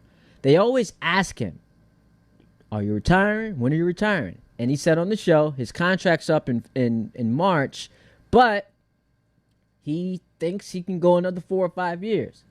And so I told Sonny, hey, man, let me get to GH before you retire. The executive producer of the show, Frank Valentini, I have spoken to. We've had conversations, and we'll see where this thing goes. So now I have a question for you. Okay. Do you want this to be a permanent role, or do you want them to like kill you off in the first episode? Like you're there for like 5 minutes and then you get shot and you die? No, I would love to be on the show like in a recurring format. Oh, so kind of like Stephen A. So you're going to go the full like ESPN approach here. Well, Stephen A. is like once every couple of months because he's obviously got other duties. I would like to show up more than that. Now, the problem is I don't have an acting background. I guess for, every time I work this show, I act like I like you when I really don't. Wow. So maybe that goes on the resume. But that's going to be the impediment. When Frank's like, all right, give me your resume reel. And Stephen A. is Stephen A., so he doesn't exactly need that as a prereq. Well, I mean, listen, celebrities make cameos on these shows all the time. I don't know if you qualify as a celebrity or not. Not yet. I mean, God is still working, though. Yeah, you got a long way to go there, bud. But I think maybe, I don't know General Hospital too much. Maybe you could play like Stephen A.'s, like, does he have a son on that show? Maybe that's your it. No, he's like, he's a character who comes in and does research. Like, he looks into things that Maurice Benard, who I had on my show yesterday, he looks into things that require some deep research. Like, hey, this guy tried to kill me. Can we figure out who the guy is? Like, Stephen A. doesn't really have a, love angle or children, that kind of thing. And Sonny doesn't use AI to do this research. He uses Stephen A. Smith. No, he doesn't. Yeah, good for him. 4 to 5 years, man. So that's my window. It's my window. Now these teams, it's like, all right, Buffalo got to win a Super Bowl. This is Josh Allen's prime. This is your win. Lamar, Ravens, you're in your championship window. So according to Sonny, 4 to 5 years. That's my window. I got to make it happen. But that was cool, man. Go check it out. At Ty D. Butler. YouTube, Instagram, Twitter, wherever you consume my content. Go check it out. 800-919-3776. We wrap the show with Steve in Lakewood. What's up, Steve? Yeah, hello guys. First time, long time call. How are you? What's up, man? I appreciate you. What's going on? Yeah, what do you got? Yeah, right before I get to my football corner, can I just ask you a quick baseball thing? Sure. I mean, we got a minute, so make it snappy. Is Yamamoto a top 5 pitcher? Is Yamamoto a top 5 pitcher? I would say yes. Yeah. Okay, fine. And my thing was, Huh? All right. I'm sorry, Steve. We got to let you go. That just felt like, from the moment you answered, it didn't feel promising. But we tried to give you an opportunity, and that opportunity was not rewarded with a good phone call. And I say that with all due respect. We've got the Jets playing tonight. Jets, Buccaneers, little preseason action. The starters, according to Aaron Glenn, are going to play, which that's the only answer. When you're a bad team coming off of an awful year and your head coach is on the hottest seat in the league and your quarterback is, coming off of I don't want to say the worst year of his career, but he did lead the league in interceptions. You got to play, man. You've got a new defensive coordinator. He's obviously calling the plays, Aaron Glenn. Got a new offensive coordinator. And so you need these reps in games before your season starts a couple weeks from now in Tennessee to, get yourself going. And so, look, I don't expect that they'll play a ton, but Aaron Glenn announced that the starters will see some action. We're still waiting to see what we're getting on the Giants, and they play tomorrow. I anticipate Jackson Dart, a second-year quarterback who is going to be in his third system in the last 3 years, is going to play a couple of snaps. Does that mean a full drive or a couple of drives? We shall see, but we do have some preseason football coming your way this weekend, and something we can react to next week, which is pretty cool. Coming up next, Kay was off yesterday. He returns. The Yankees had a day game, so Mike was off. Jake was filling in. So we'll hear from him. Make sure you load up the phone lines. The Yankees coming off of a 1-0 loss. But Michael Kay's back. Ty Butler signs off. I'll catch you guys Sunday morning from 8 to noon right here on ESPN New York.